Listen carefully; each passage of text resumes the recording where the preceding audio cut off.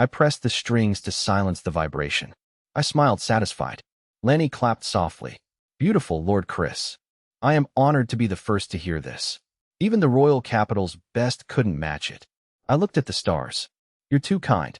It was just a spontaneous reaction to the sunset. Lanny looked at the dark sky. I'd love to hear more, but it's late.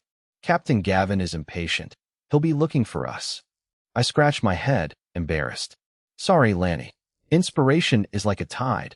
I lost track of time. I patted Lanny's shoulder, excited. Let's go? I can't wait to play this for everyone. This way, my lord. Watch your step. Lanny led the way back toward the camp under the moonlight.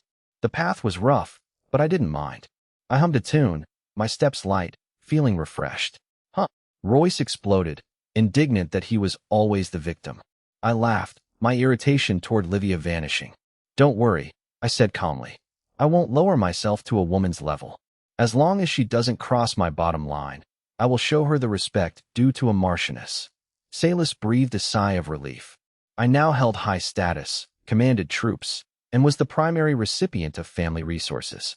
Apparently, success is the best way to make people forget you were once a complete disaster.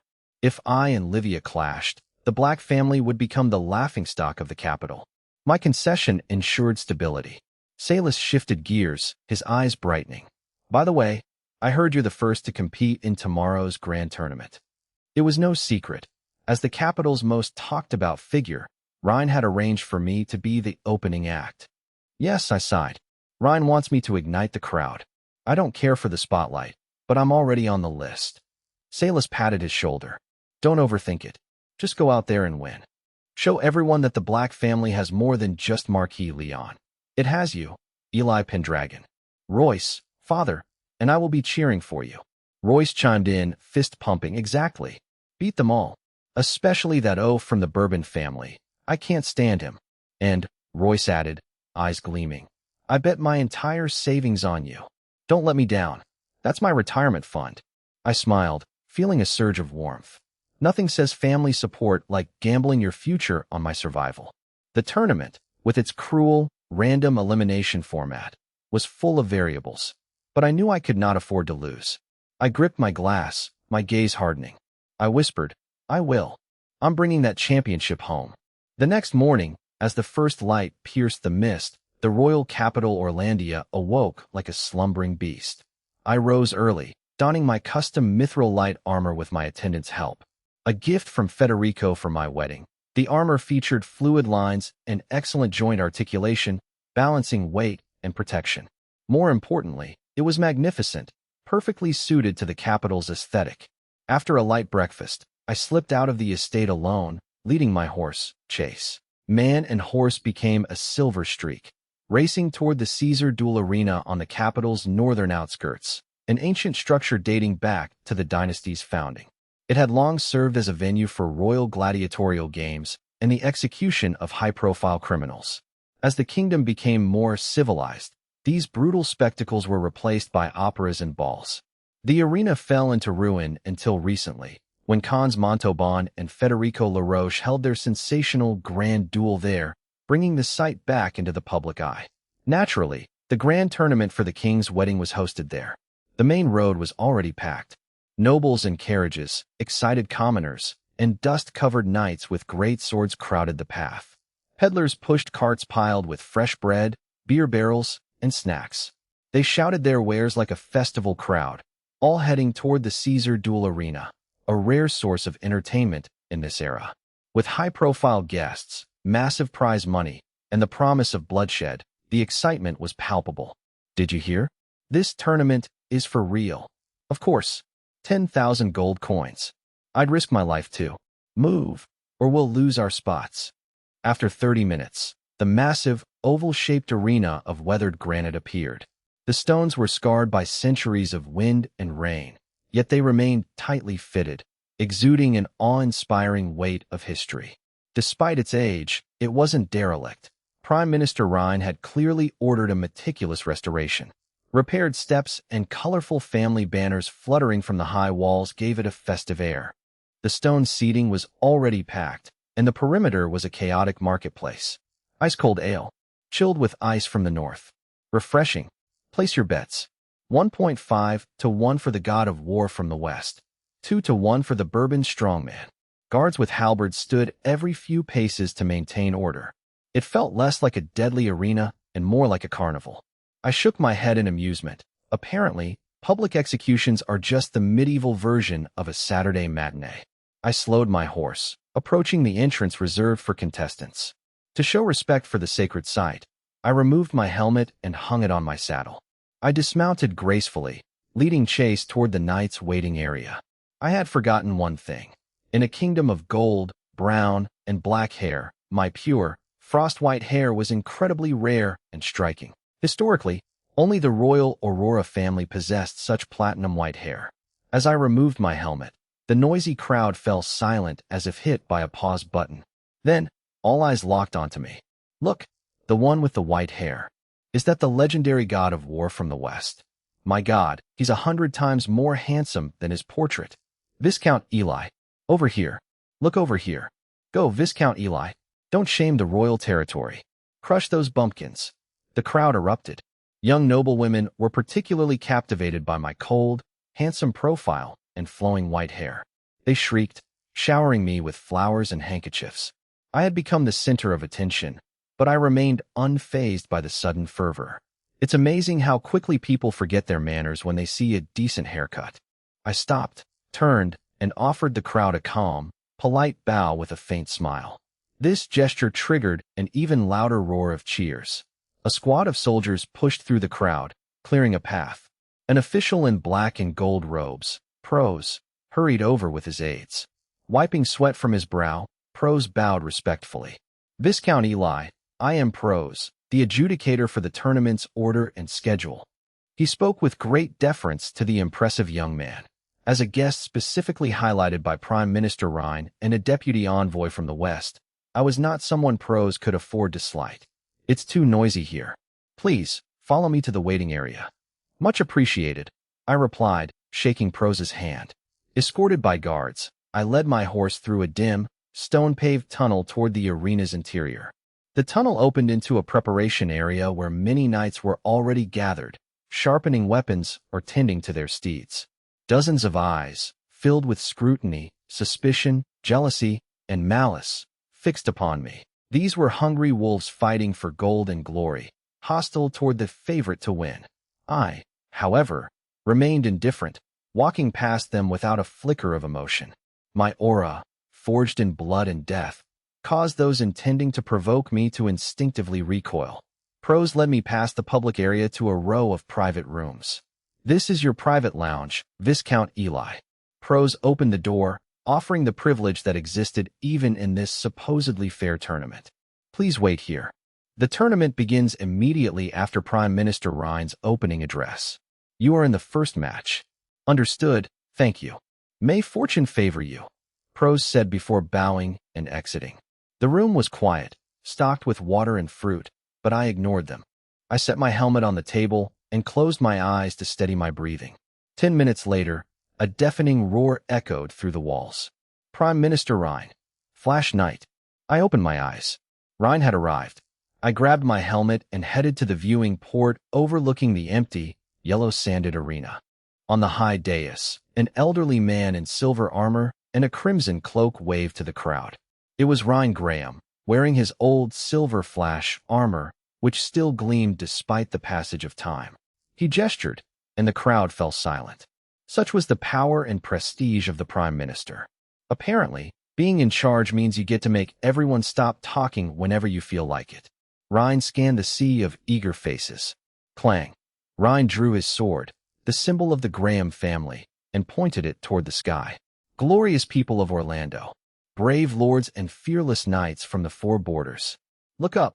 Beneath this sun lies our great kingdom's 500-year legacy and this sacred soil. 5 centuries ago, our founder, King Caesar Aurora, broke the chains of the Dark Age with blood and courage to forge this throne. Since then, this land has flowed with courage. Some say peace rusts our swords and comfort softens our will, that we only drink sweet wine behind women's skirts. But I say, that is the babble of cowards and the jealousy of losers. Today, under the gaze of our ancestors, Here, only strength and victory are the truth. Use your swords to prove your loyalty. Use your blood to wash away the doubt. Let the treacherous tremble. Let the continent hear the roar of Orlando's knights. The crowd went wild, chanting for glory. Rhine brought his sword down, declaring, I, Rhine Graham, on behalf of the king and the regent, hereby declare the 91st Grand Tournament officially open. Cannons fired, and confetti filled the air. As the cannon fire faded, the cheering subsided slightly. The ministers on the dais exchanged glances. Traditionally, the opening ceremony ended with the declaration, but Rhine did not sheath his sword. A grand event requires a spectacular opening. I invite the Western Border's deputy envoy, the most anticipated young hero, Viscount Eli Black, to begin the first match. The ministers exchanged surprised looks, but none dared challenge Rhine, so they offered polite applause. The crowd, after a moment of shock, erupted into even louder cheers. Eli, Eli, God of War. In the tunnel, I heard my name being roared and smiled helplessly. The old prime minister was putting me on the spot, but there was no turning back. I mounted my horse, posture straight as a pine, mostly because I was terrified of falling off in front of everyone. Man and horse emerged from the shadows into the blinding sunlight of the Caesar duel arena. My white hair caught the light, igniting the crowd. Pros waited in the center with an ornate box. Viscount Eli, by the rules, please select your opponent. The crowd held its breath. I dismounted and reached into the box. I grabbed a slip of paper at random. Anyone but Clark, I thought, handing the slip to Pros. Pros unfolded the paper, his pupils constricting as he read the name, then shouted at the top of his lungs, the first match. Western Border, Viscount Eli Black. Opponent, Southern Territory, Cyril Bourbon. The arena erupted. Bourbon? The finance minister's son. The first match is intense. Cyril is a favorite to win. This will be good. I raised an eyebrow at the name. Bourbon? Interesting. A playful smirk touched my lips. Heavy footsteps echoed from the tunnel. A massive, oppressive figure emerged. A giant over 2 meters tall stepped out, wielding a 3-meter heavy lance with a chilling, sharp tip. His warhorse looked pitifully small beneath his immense frame. Cyril Bourbon stood bareheaded, his face twisted in a fierce scowl. He strode to me, looking down at his shorter opponent. You're Eli? Hope your fragile frame can take a hit. I don't want to turn you into paste in the first round. I remained unfazed by the provocation. I glanced at Cyril's massive body, showing only a flicker of surprise. Pros stepped in to start the match. I mounted my horse with grace, while Cyril's weight caused his mount to groan and sink. As they moved to opposite ends, the crowd roared, divided between supporting the giant or the underdog. The atmosphere froze as they turned to face each other. Pros raised his flag. Under the gaze of the gods and Caesar, begin. Both horses surged forward, kicking up clouds of sand. Cyril charged like a landslide. I, however, remained calm, my silver hair flowing like lightning. I drew my sword, silver, instead of a lance, drawing gasps from the crowd. Cyril roared, his heavy lance thrusting toward my chest with the momentum of the charge. I didn't meet the force head-on. Just before impact, I pulled my reins and shifted slightly. Cyril quickly pivoted, swinging the heavy shaft toward my waist. I was ready. I braced my sword, meeting the shaft with a loud clang. Using the impact to gain momentum, I spurred my horse, slipping past Cyril. The first pass ended. They turned their horses, the crowd murmuring about my apparent disadvantage. Idiots, a veteran knight scoffed. Eli is just testing him. He hasn't even used his battle chi. Indeed, I had already gauged Cyril. Immense power, but reckless and predictable. A combination that usually ends with someone needing a very large bandage. Enraged by the stalemate, Cyril roared and launched a second, more aggressive charge. Cyril grew cautious, tracking my every movement. At 5 meters distance, he struck. He aimed for my left shoulder, holding back some strength to counter a dodge. I smirked. This was the moment. Instead of dodging, I moved forward, holding my sword vertically. As the tip neared, I flicked my wrist, guiding the lance with the side of my blade in a small, precise arc. The lance was deflected, a perfect entangling technique. Cyril felt a sickening loss of control as his weapon met no resistance. I slipped inside his guard. With my sword infused with battle chi, I sliced through Cyril's heavy plate armor as if it were paper. Blood sprayed as they passed. The arena fell silent, then erupted in applause as Cyril's blood stained the sand. High-ranking observers like Prime Minister Rhine watched with newfound respect. They realized I had held back. I could have easily pierced Cyril's throat or skull. Instead, I chose a minor wound, a display of confidence and grace. Cyril, however, felt humiliated by the mercy. He didn't fear the pain, he resented the pity. Eli Black, keep your pathetic mercy. I am a bourbon warrior. Fight me properly. I looked at the stubborn warrior and smiled, though I'm sure he'd prefer I just hit him again. A brute, perhaps, but a knight worthy of respect. Very well, I said softly. As you wish. I drew upon my high silver rank battle chi, which surged into my blade. The sword hummed, glowing with a golden, flame-like aura. They turned for a third charge. No more holding back. Cyril went berserk, pouring every ounce of his strength into his arms. He swung his heavy lance like a club, aiming to crush me from above. I didn't dodge. My eyes sharpened. I raised silver at an upward angle, meeting the descending shaft. A deafening metallic crack echoed through the arena. Under the force of my full-powered strike, the heavy lance snapped in two like a dry twig. The lance had spun into the air and embedded itself in the sand. Cyril felt the sudden, sickening void of his weapon failing him. I did not stop after severing the spear. Using the momentum of their pass, I reached out with my left hand and seized the remaining shaft. Then, with a twist of my wrist and a shift of my hips, I yanked the shaft, expertly destabilizing Cyril. Ah, the giant gasped. His massive frame was launched from his horse, arching through the air. Boom! Cyril hit the sand, kicking up a cloud of dust. He struggled to rise, but the weight of his armor and the shock of the fall left him dizzy and unable to stand. He lay panting as I stopped my horse 10 meters away. My sword remained pristine, my white hair fluttering in the wind. A deathly silence gripped the arena, the kind that usually follows a very expensive mistake.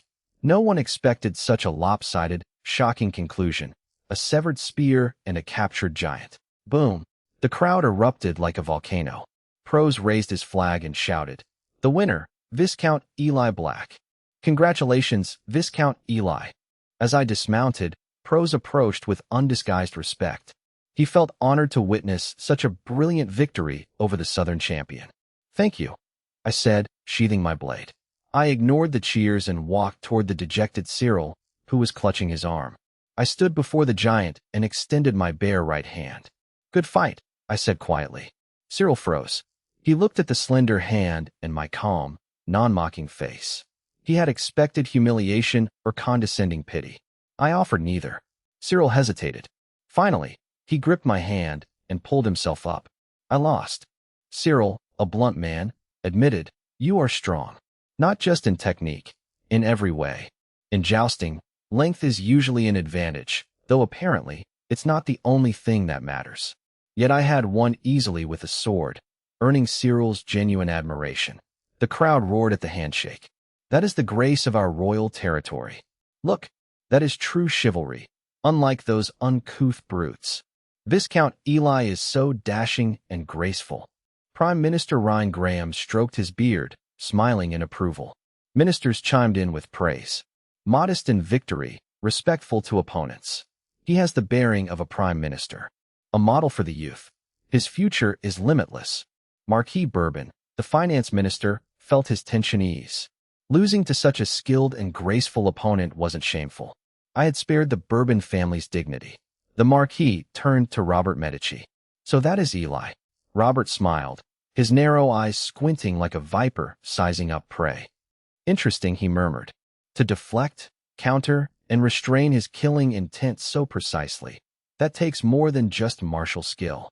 And I hear his reputation is built on military command. Indeed, the Marquis sighed. "A talent.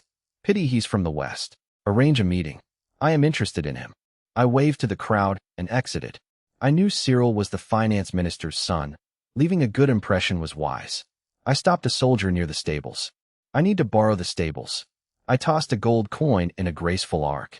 The soldier caught it, eyes widening at the month's pay. "Thank you, my lord." The soldier promised the best care for my horse. I tossed another coin and waved him off. I found a vantage point and watched the arena. Pros pulled a slip from the obsidian box, looking puzzled. Second match, the black-robed knight. The crowd murmured in confusion about the anonymous entry. I raised an eyebrow, watching the figure emerge. Apparently, wearing a bathrobe to a duel is a bold fashion choice I haven't mastered yet. The man was lean, draped in heavy black robes, hiding his armor. He wore a black mask, revealing only cold, emotionless eyes. Could it be him? I recalled Cain Montauban from the day before. The build and aura were identical. The knight handed a slip to Pros, who announced, "Second match, Black-Robed Knight versus Sir Cedric Guild of the Royal Territory." The crowd cheered for the famous defensive house. I frowned. Guild? Like Count Valerius Guild of Splendor Fortress. A knight in golden armor stepped out. Sir Cedric was clearly a showman. His armor was encrusted with jewels and intricate patterns, topped with a giant peacock feather. He shimmered like a walking gold mine. People of Orlando, behold! Cedric waved and blew kisses to the crowd, basking in the applause. The arena featured a stark contrast. A golden, peacock-like Cedric Guild versus a silent, death-like, black-robed knight. Pros ordered them to their starting positions. Cedric rode a majestic, gold-armored charger, while the black-robed knight sat atop an unremarkable black horse. Cedric reached his mark, leveled his lance, and aimed it at his opponent. He sneered, showing nothing but disdain for the mysterious figure. Today you'll learn that no disguise can withstand a guild family lance. Prepare to die. The black-robed knight remained motionless. Pros raised his flag. Under the witness of the gods and Caesar, the match begins. Cedric charged, his golden horse galloping like lightning. Crush him, Cedric! The crowd roared for the guild family, while the black-robed knight finally moved. My thin horse erupted with startling speed, charging like a dark phantom toward the golden light. As the distance closed, the air grew heavy. At 10 meters, Cedric roared, "Die!" Cedric thrust his lance toward my chest with unstoppable momentum. At the moment of impact, the black-robed knight moved with lightning speed. I didn't dodge. I simply thrust my own lance, striking first. A thunderous collision echoed through the arena. Cedric's lance stopped inches from my chest, unable to advance further. Apparently, all those jewels didn't add any structural integrity to his ego. Cedric looked down, his arrogance replaced by wide-eyed terror. A massive hole had been punched through his golden breastplate, the black lance piercing deep into his chest. As Cedric coughed blood, the black-robed knight gripped my lance and, with terrifying strength, growled, "Rise." Using the momentum of the charge, I lifted the armored Cedric right off his horse. It was as if I were tossing a ragdoll, though a ragdoll that cost significantly more in maintenance fees. With a flick of my wrist, I slammed Cedric into the sand over 10 meters away. Cedric lay motionless in a pool of blood. The arena fell into a deathly, stunned silence. The impact was far more visceral than my earlier tactical display. It was brutal and swift. A single move had decimated an elite royal territory knight. "Is it over?" someone whispered. "One move? Is he a monster?" Prime Minister Ryan Graham watched with a grave expression. He sensed not just raw power in that strike, but a strange, ominous ripple of battle chi. Pros rushed to check Cedric's pulse. Finding a faint heartbeat, he exhaled in relief. As the son of a powerful count, Cedric's death would have been a diplomatic nightmare for the referee. "Medics, get him out of here," Pros shouted. The black-robed knight, indifferent, retrieved my bloodied lance and retreated into the shadows. I left without a backward glance. The mysterious knight's lethal performance pushed the arena's atmosphere to a fever pitch. The crowd was ravenous. They no longer wanted mere sport. They craved blood and violence. The subsequent matches lacked the finesse of me or the terrifying efficiency of the black-robed knight. Instead, they were defined by raw, primal cruelty. Common knights fought with desperate, unrefined ferocity, shattering lances and screaming for glory. Men were thrown from horses with broken ribs or slashed faces, refusing to yield. Every impact drew thunderous cheers and jeers from the bloodthirsty spectators. This pure, unadorned violence provided a cathartic release for the repressed citizens. Even the noble women watched with feverish, excited eyes behind their fans. To me, watching from the sidelines, this level of combat was tedious. I found the spectacle boring. With no worthy opponents left, I decided to stop wasting my time. I needed to preserve my strength for the next round. I returned to my private lounge. After settling in to meditate, a soft knock interrupted me. "Who is it?" I asked. A melodic female voice replied, "Viscount Eli, forgive the intrusion. I am Tiff Bourbon." The Bourbon family? I raised an eyebrow. Apparently, they were gluttons for punishment. I had just crushed Cyril Bourbon in the arena, snapping his lance in the process. Less than an hour later, the Marquis's daughter, a woman pursued by many young nobles, was at my door. "Come in," I said, curious about their intentions. Tiff entered, dressed in a daring, form-fitting lavender silk gown. The high slit of her dress revealed long, fair legs, and her eyes held a seductive, electric charm. She looked at me with a shy, worshipful smile. She curtsied gracefully. "Viscount Eli, I've heard so much of your fame. You are even more handsome than rumored." I smiled coolly. "Are you here to avenge your brother, Cyril? If so, I suggest you bring a sword instead of dressing so scantily." Tiff wasn't offended.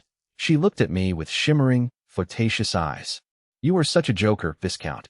How could a weak woman like me dare challenge the war hero of the western border?" She stepped closer, adding, "Besides, defeat is defeat. My brother admits he was outmatched and even praised your character to our father."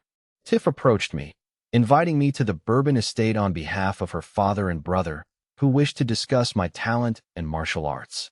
She promised a lavish banquet and special programs, leaving me wary. Given the Bourbon family's status and their link to Sabuta Medici's death, I suspected a trap. With the king's wedding days away, I wanted no trouble. Sensing Tiff's predatory gaze, I politely declined. I cited Marquis Leon Black's strict orders forbidding private meetings with ministers before the wedding. I claimed my rough, western border upbringing made me ill-suited for the capital's social graces. I joked that I might offend the Marquis if I drank too much. This excuse was calculated. It honored the Bourbon family while providing an unassailable reason, paternal orders. In noble circles, the Marquis's command served as the perfect shield, mostly because everyone is terrified of him. I gestured for her to leave. Tiff's eyes flashed with brief, hidden frustration. She quickly masked it with a charming, pitiful smile. "What a pity," she sighed, remaining in place. She stepped forward, perching lightly on the arm of my chair. The proximity was blatantly intimate. "If you cannot visit," she purred. She reached out a slender, pale hand toward my chest. Her fingers hovered, feigning an adjustment of my collar while seeking skin contact. "Could you at least keep me company for a while?" My hand shot out, gripping her wrist firmly. My warmth vanished, replaced by a cold glare. Tiff was stunned. She hadn't expected such cold, vigilant rejection from a man. "Ouch, you're hurting me," she whimpered, eyes reddening as she pulled away. I released her only when I was certain she would stop. "Apologies, I'm a rough man," I said, devoid of sincerity. Tiff realized her gambit had failed. She inhaled, forcing her mask of charm back into place. "I understand. I will relay your message," she said, bowing before exiting and closing the door. Outside, her smile vanished instantly. Her face turned cold. "Ungrateful wretch," she hissed. She pulled a silk handkerchief from her bag to scrub her wrist where I had touched her. "Humph." She tossed the cloth into a bin, glaring at the door. She clicked away down the hall. Inside, I shook my head, dismissing the bizarre woman, though I suppose being called a wretch is a step up from being called a romantic interest. As I tried to meditate, I found my focus shattered. My mind was in turmoil. A strange, unprovoked heat surged from my gut, spreading through my body. My thoughts clouded with lewd images of Tiff's skin and legs. Damn it. I opened my eyes, breathing heavily. This was wrong. I was a seasoned warrior. I had perfect control over my desires. This reaction was unnatural. I tried to suppress the agitation with battle chi. A faint, sweet, cloying scent drifted into my nose. This scent. I realized it was the same perfume Tiff wore. I stood and inspected my right hand, the one that had gripped her wrist. I sniffed my palm. The scent was unmistakable. Contact poison? An aphrodisiac. A chill ran down my spine. She had poisoned me for rejecting her, hoping to sabotage my performance. Tiff Bourbon, how ruthless. If I competed in this state, I would surely lose. I ignited a flame of pure elemental fire in my palm, burning the toxin away, then stepped outside for fresh air. I stared in the direction Tiff had left, my golden eyes burning with killing intent. The upper levels of the Caesar Duel Arena were reserved for the elite. The area offered a clear view of the carnage below, shielded from the commoner's stench. The rooms were plush, stocked with wine and fruit, and served by kneeling attendants. It's amazing how much luxury one can afford when they're busy bleeding the kingdom dry. Tiff entered the corridor, her face dark with fury. She stopped at the Bourbon family suite. Inside sat the Marquis Bourbon, the Minister of Finance, watching the match with a glass of wine, and the pale Robert Medici in the shadows. Robert wore a blue suit and a faint, constant smile. The Marquis turned at the sound of the door. Seeing his daughter, his stern, heavy face softened into a doting, squinting smile. Marquis Bourbon beckoned his daughter, Tiff, asking who had dared to upset her. Tiff grumbled that the ignorant Viscount from the western border had rejected her invitation and even invoked his late father's name. The Marquis chuckled, dismissing it as a child's tantrum, and offered her fruit. Tiff accepted the fruit but stabbed at the plate instead, imagining it was my face. She fumed, calling me a rude savage who not only refused her but also used my father to intimidate her. Rubbing her sore wrist, she added with a flash of resentment that I had even laid hands on her. The Marquis remained unfazed, well acquainted with his daughter's temperament. Robert, sitting in the shadows, suddenly looked up. His narrow eyes glinted as he asked, "Oh?" He refused. It seems this Western god of war is highly vigilant. Or perhaps he has already sensed something. Tiff sneered, confident that a brute like me couldn't sense anything. She told Robert she had already taught me a lesson by exposing me to a specific substance. Robert frowned. He recognized the love-inducing mandara, a rare, odorless toxin from the Southern Territory. The toxin absorbs through the skin, heightening desires and causing agitation, hallucinations, and a loss of focus during combat. Though non-lethal, it is highly addictive and deadly in a high-stakes duel. Robert warned her, "You acted." He reminded her that he had told her not to act rashly, as I was not simple. Tiff scoffed, dismissing me as a mere 20-year-old boy. She boasted that the toxin would turn me into a soft-legged shrimp on the arena floor. She added that once I lost control, she would make me kneel and serve her. Marquis Bourbon intervened to ease the tension, patting Robert's shoulder. He excused Tiff, claiming she was spoiled and couldn't handle being slighted. He dismissed the incident as a minor matter of giving the Western boy a hard time. Despite his high rank, the Marquis possessed the typical arrogance of the old nobility. He viewed me as having shallow roots and a minor title, regardless of my reputation. He doubted Marquis Leon Black would break ties with the Bourbon family, the kingdom's financiers, over such a trifle. Hoping she wouldn't go too far, the Marquis sighed. Tiff looked at Robert defiantly, while Robert inwardly labeled them both stupid and disgusting, a rare moment of clarity for him, really. He mused that if I were so easily manipulated, his brother, Sabuta Medici, would have died in vain. Suddenly, a roar erupted. The crowd's cheer was so loud it made the windows of the private box vibrate. The Marquis stood up, curious to see who had arrived. A young knight in a golden cloak rode a snow-white horse into the arena. He had dazzling blonde hair and a handsome, sunny face. He flashed a confident smile, blowing kisses to the crowd and drawing screams from the young women. His aura was alarmingly powerful. "Is that Clark, grandson of Prime Minister Rhine and heir to the Graham family?" the Marquis asked. The Marquis squinted, watching the shining youth with admiration. He noted the rumors were true. The boy had reached the gold rank. Clark basked in the adoration. As a top-tier scion and the Prime Minister's grandson, his popularity in the capital surpassed even mine, though I suppose being less of a walking billboard helps with that. Clark's smile widened as he reached the center. His opponent, a silver mid-rank wandering knight, trembled with fear. Pros signaled the start of the match. Though the Graham family was famous for single-handed swordsmanship, Clark was a master of many arts. For this mounted duel, he chose a lance. He knew the reach of the lance provided an absolute advantage in a head-on charge. Clark spurred his horse forward like an arrow. As they closed the distance, he unleashed the Graham family's signature, glorious battle chi. Golden light flooded his lance, making it look like pure gold and radiating oppressive power. With a shout, he thrust his lance, fast as a meteor, powerful as thunder.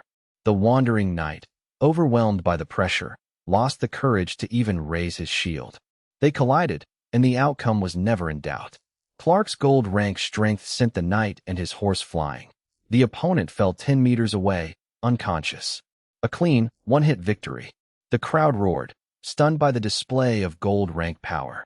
They chanted Clark's name, celebrating the capital's new star. On the high platform, Prime Minister Ryan watched. He wore a helpless smile as he watched his grandson preening for the crowd.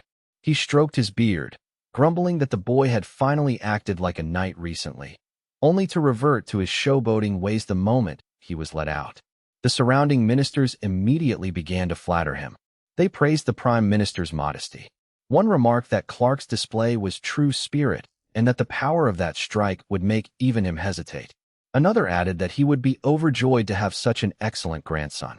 Count Clement, the Minister of Civil Affairs, laughed, saying youth should be energetic and driven. He joked that watching the young men fight made his old bones want to join in. Prime Minister Ryan shot him a sharp look, telling him not to even think about it. Can your waist still handle a horse? Don't make us collect your corpse. The ministers roared with laughter. As Clark exited, the morning session concluded under the scorching winter sun. With so many matches, hungry spectators began eating their own provisions or visiting stalls. Knights competing in the afternoon also needed to rest and refuel. Following Prime Minister Ryan's signal, Pros raised his flag and announced, "The tournament is paused. 1 hour break. We resume at 1 p.m. Time passed amidst cheers and the clashing of steel. As the sunset painted the sky blood red, the first day of the Caesar Duel Arena festivities neared its end. In the lounge, I donned my mithril armor, tucking my silver helmet under my arm. During the break, I had probed Clark about Tiff Bourbon, learning only that she was arrogant and vicious. With a cold sneer, I headed toward the arena. The old adjudicator, Pros, had finally stepped down to rest. A sharp, capable young official replaced him. Seeing me, the young official bowed respectfully. "Viscount Eli," he said, presenting an obsidian box. "Please draw your opponent for the final matches of the second round." I reached in and pulled out the last remaining slip. The official read the name, his expression tightening as he announced, "Next match, Viscount Eli Black versus Gavin Bjorn of the North." The crowd erupted. Gavin Bjorn? The one who crushed his last opponent, horse and all. He's brutal. I'm glad I stayed. Go, Viscount Eli. Beat that northern savage. I raised an eyebrow, recalling the rumors. Apparently, being a savage is the local term for anyone who didn't grow up in a ballroom. Gavin Bjorn was the only knight from the frozen winter north. Known as the Northern Lone Wolf, he was infamous for his savage, bloodthirsty combat style. Heavy footsteps echoed as he emerged.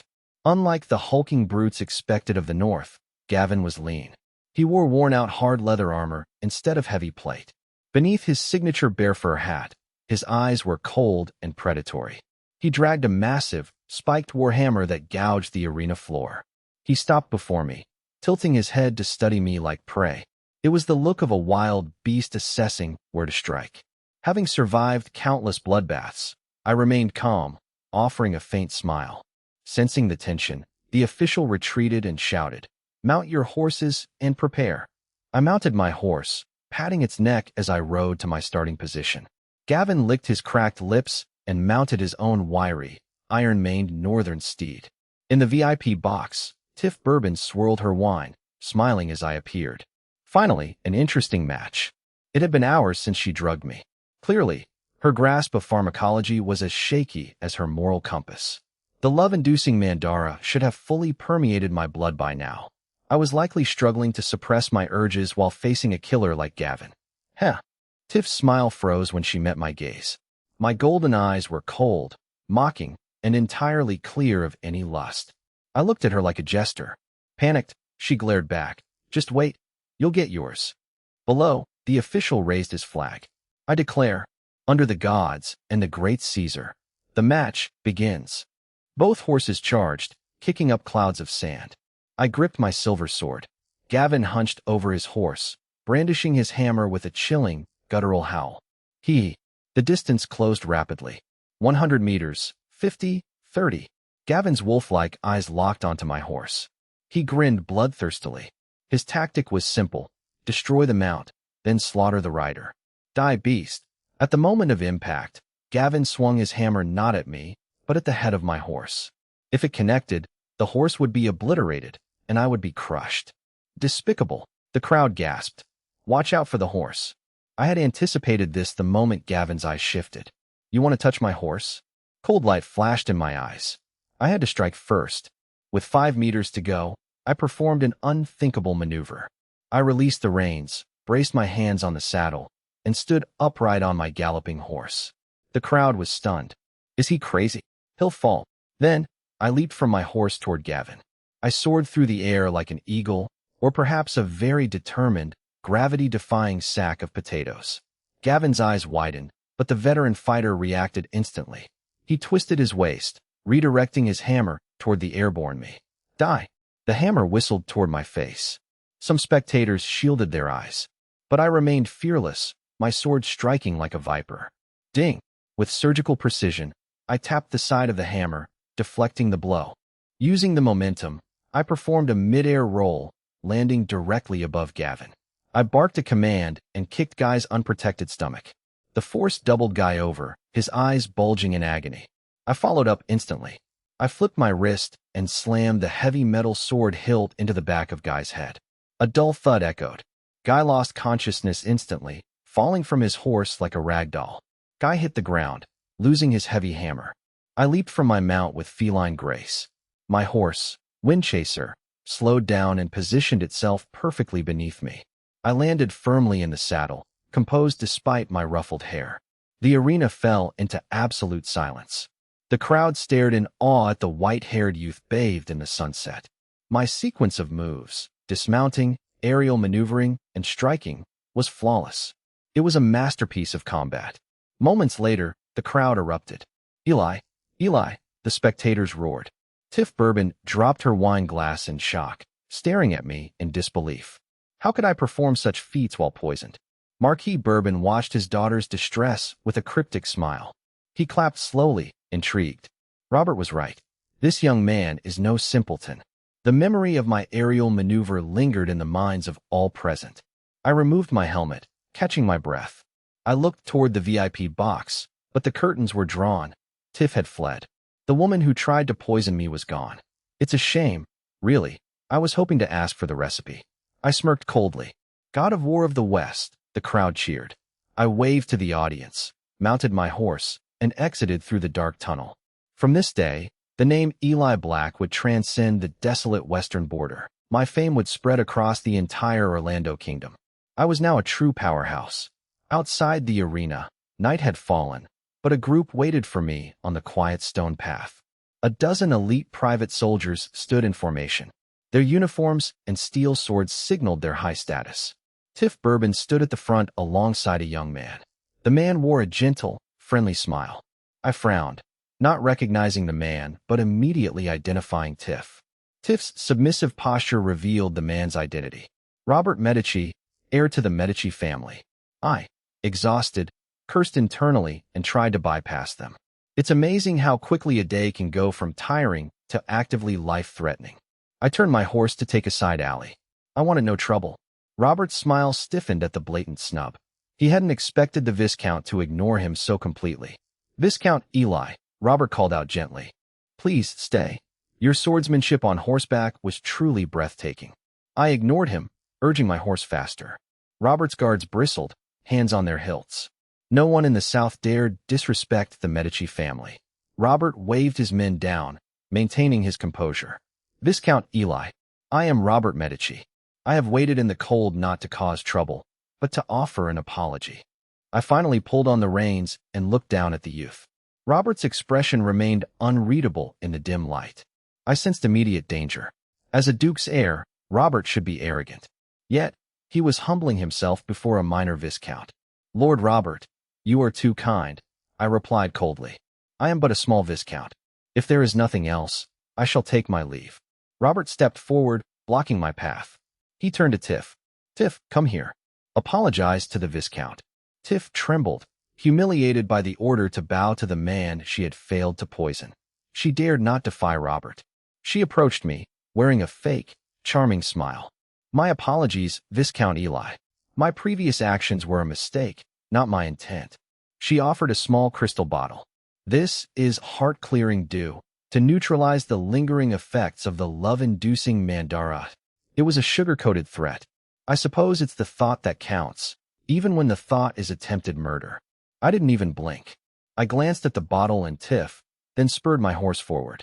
I ignored her completely and rode past, leaving them behind. Tiff held the bottle aloft, her hand frozen in midair as I completely ignored her. No one had ever dared treat her this way.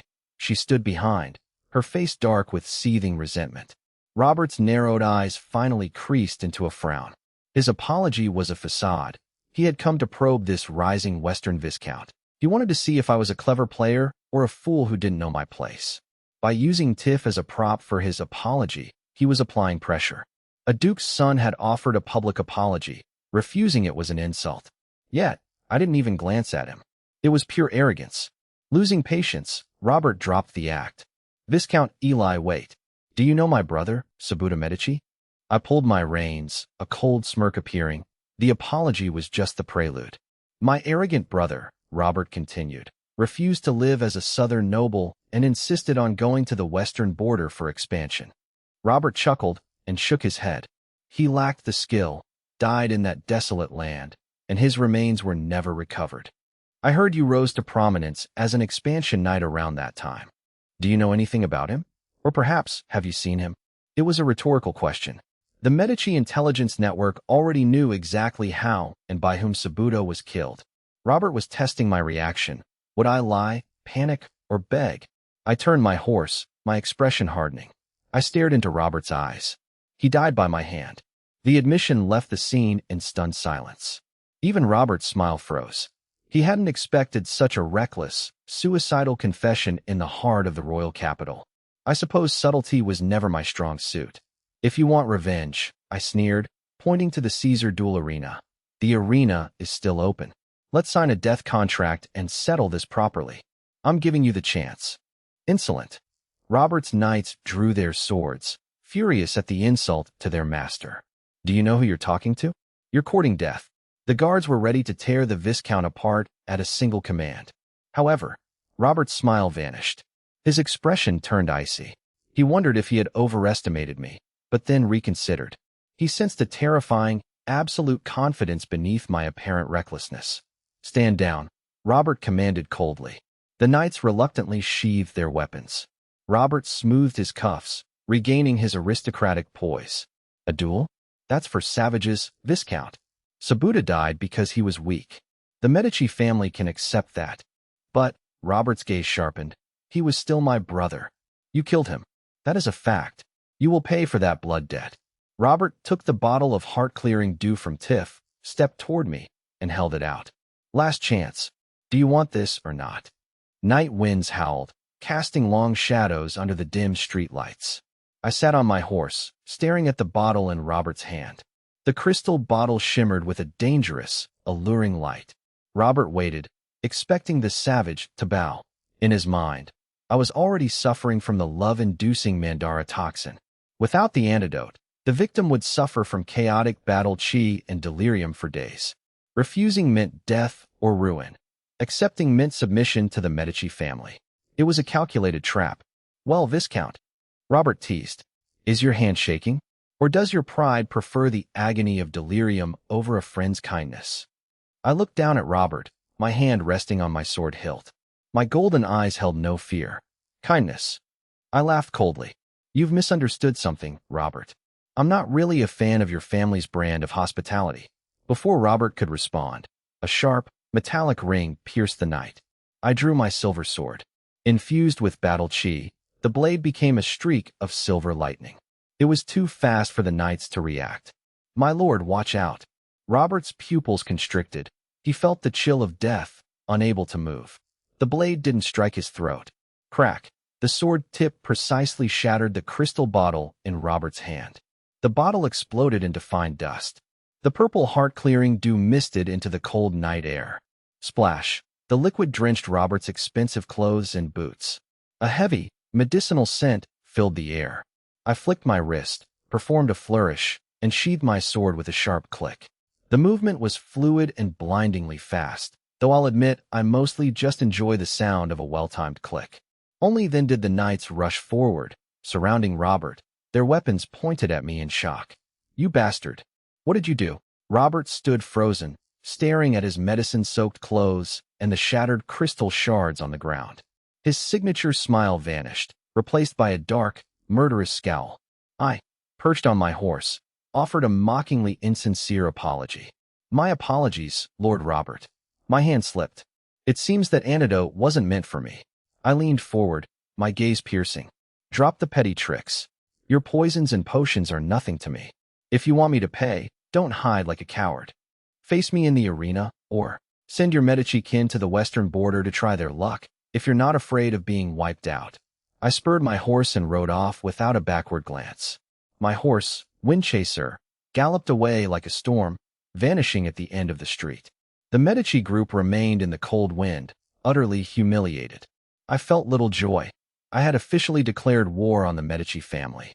With the Duke of the South still alive, Robert remained the heir. As long as their conflict stayed private, it was merely a squabble between juniors. Since I had already killed Saluda, there was no point in feigning submission. Robert would only push further or strike from the shadows. Tearing off the mask was better. It was just another debt to settle. I admitted I'd been impulsive, but that was my nature. Why provoke me? I mused. "My lord, I am incompetent. Please punish me." The guard captain knelt, sweating. My sword strike had been too fast to intercept. "Get out of my way," Robert said, his voice icy. He pushed the guard aside and began meticulously wiping the potion from his hands with a handkerchief. He wiped each finger with obsessive care, as if erasing the humiliation along with the liquid. Tiff Bourbon stood pale and trembling, terrified by the look in Robert's eyes. Lord Robert. That Eli. He's so arrogant. How dare he?" "Shut up, you fool." Robert whipped his head around, his eyes flashing with such chilling malice that Tiff fell silent instantly. Robert dropped the soiled handkerchief and ground it under his heel. "Don't you see? He wasn't poisoned. Or rather, your poison had no effect on him." Tiff stared in disbelief. "Impossible. That was love-inducing Mandara. Even a gold-rank knight would lose their senses without the specific antidote. How could he be completely fine?" Robert watched the direction I had left, his eyes dark. "Nothing is impossible. The western border is a breeding ground for monsters.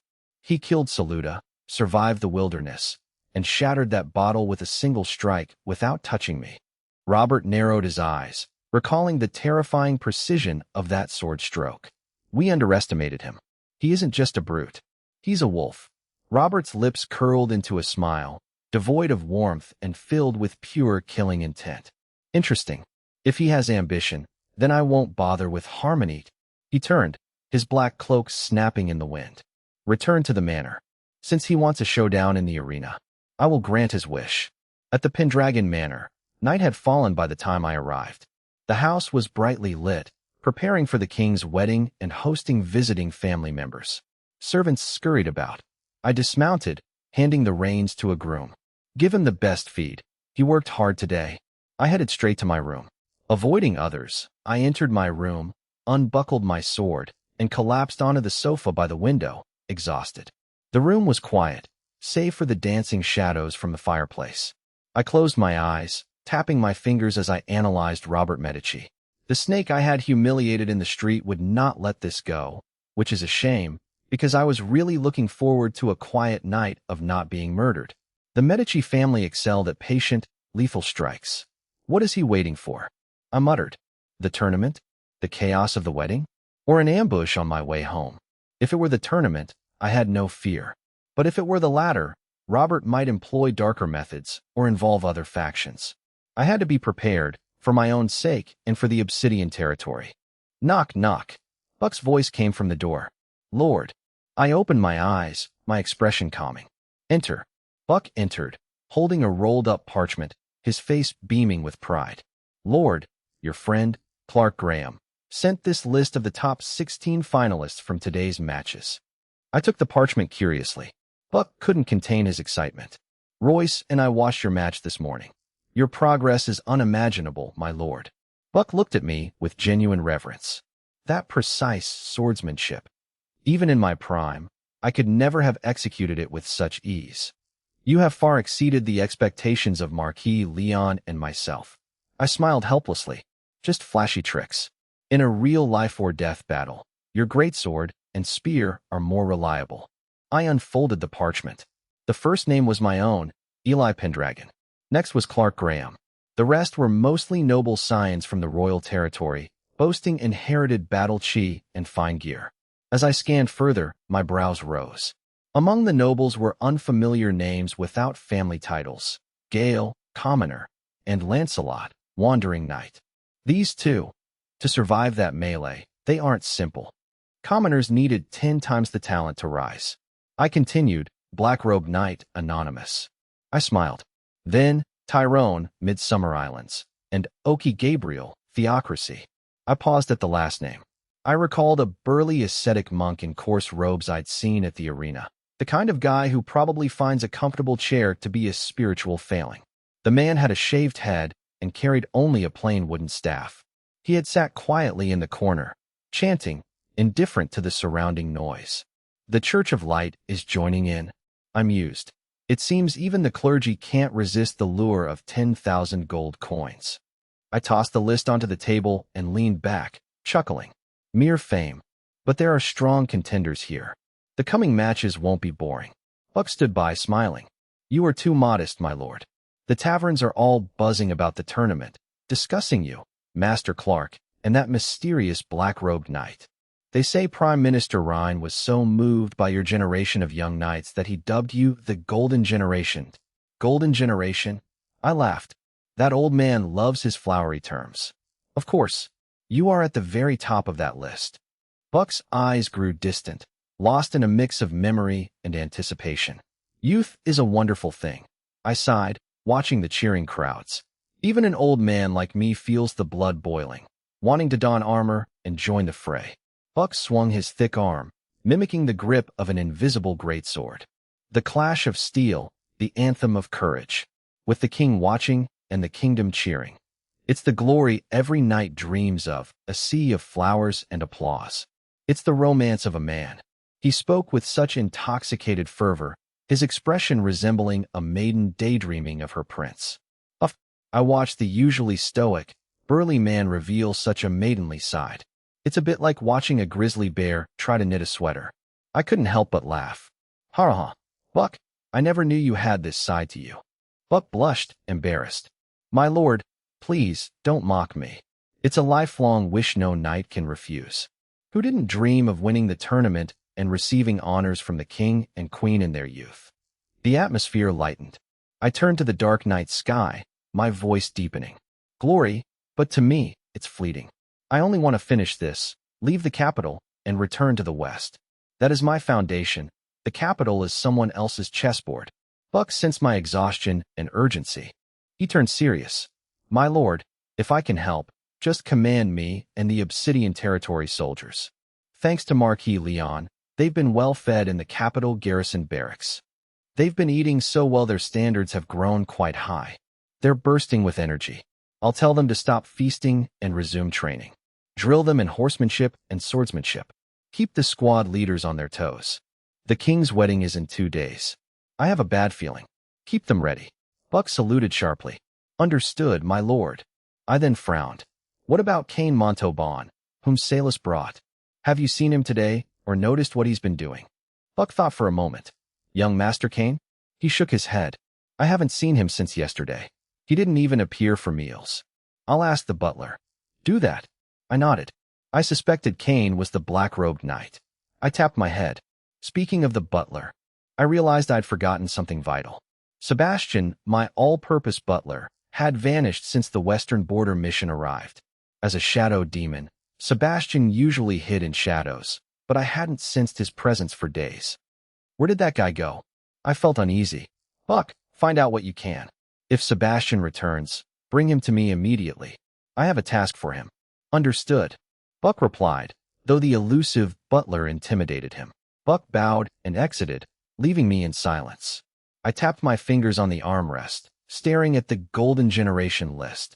It was a long list of names for people who mostly seemed interested in dying prematurely. Everyone is hiding in the dark. Let's see who lasts until the end. The next morning, the final day before the king's wedding arrived. Today, the Caesar Duel Arena would crown the tournament champion. The matches would be intense, leading up to the twilight hour. In the Orlando Kingdom, tradition holds weight for the Aurora royal family and the Church of Light.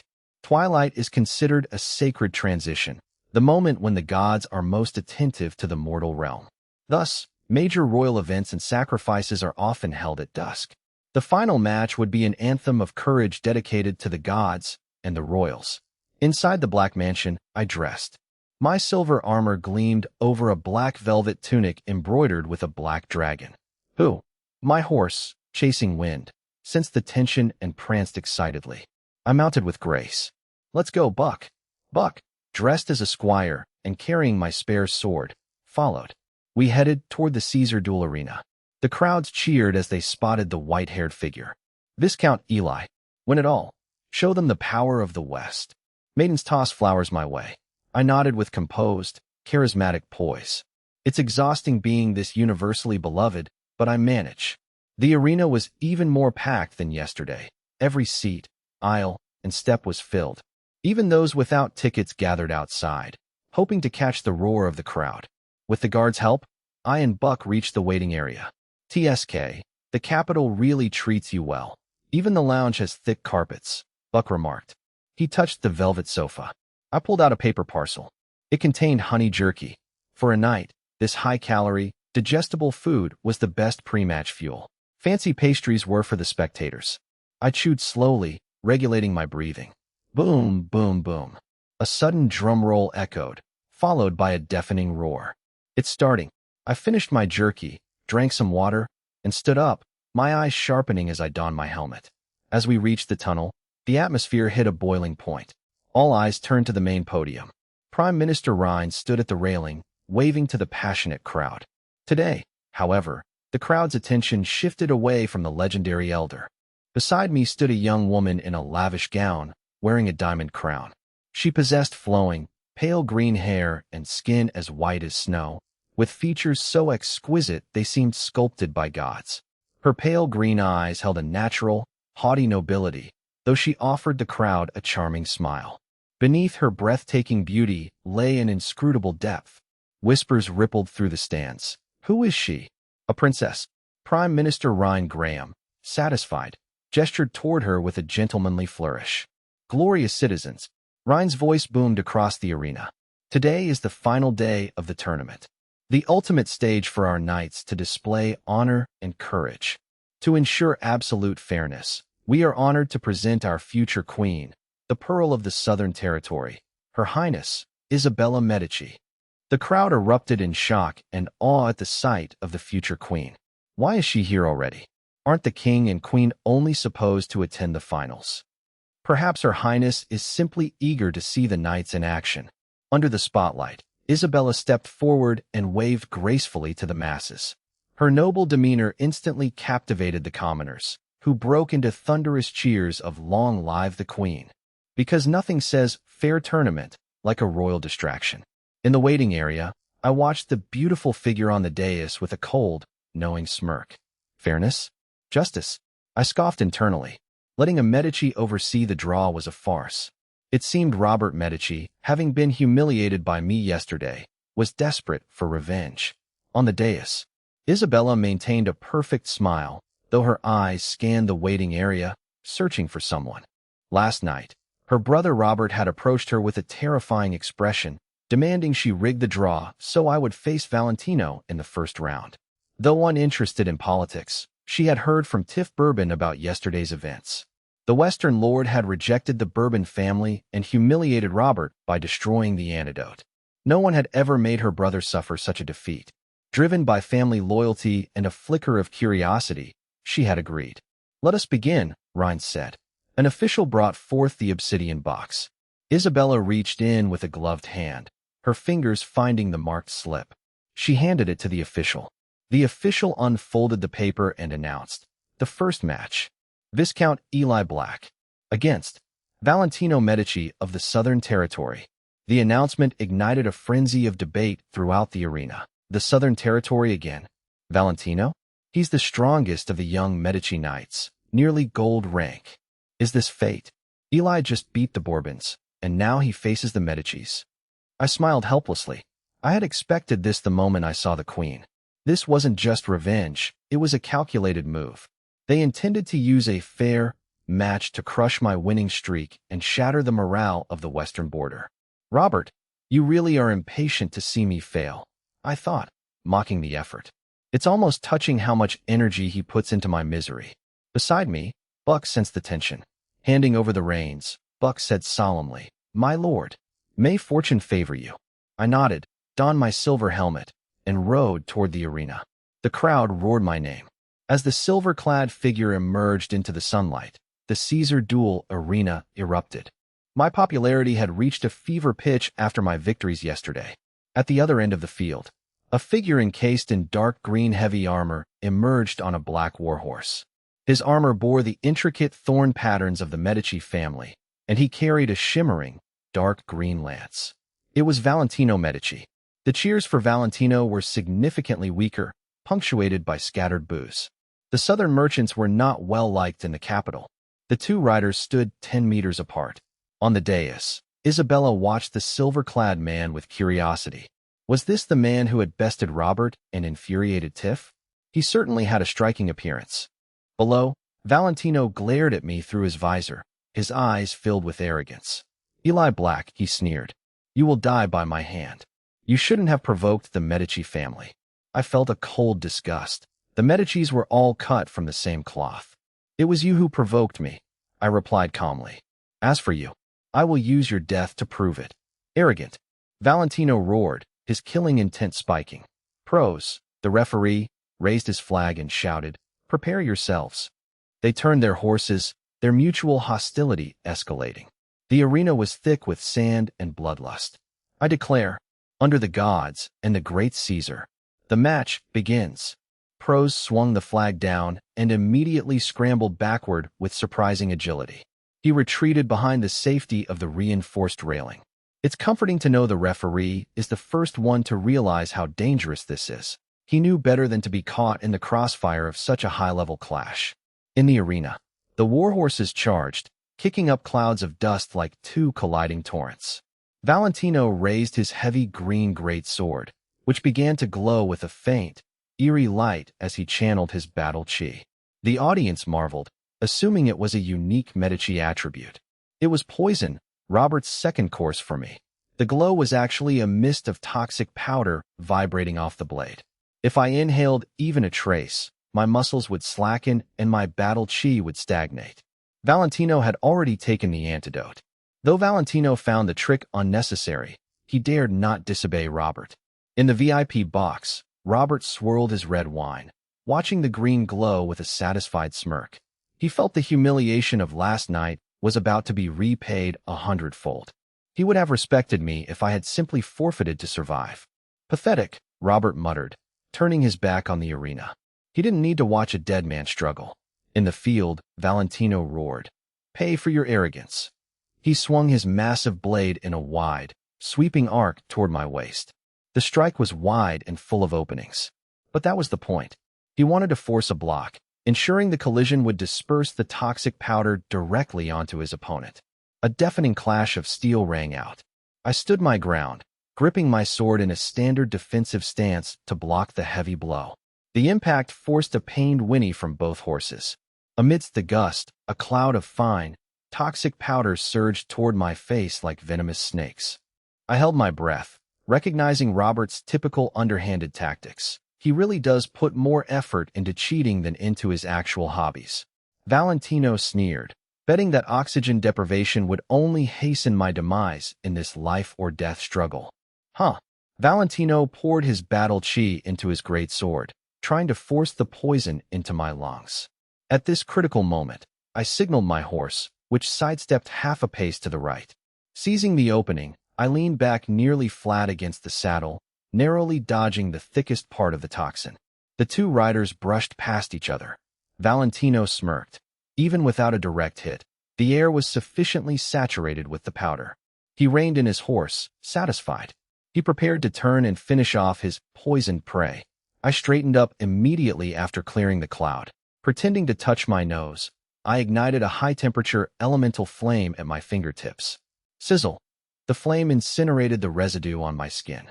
The sweet scent vanished. I turned my horse, my silver eyes burning with lethal intent. If the Medici family wanted to abandon decorum, I would play by no rules.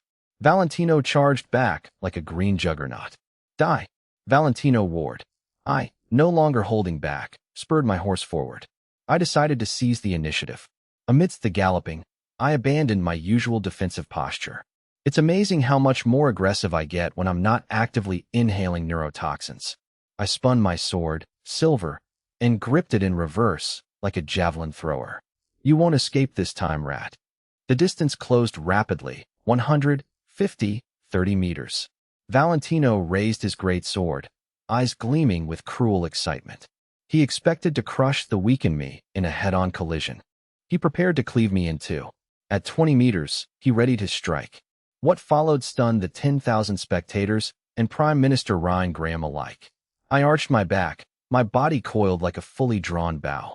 I channeled all my battle chi into my right arm, muscles bulging.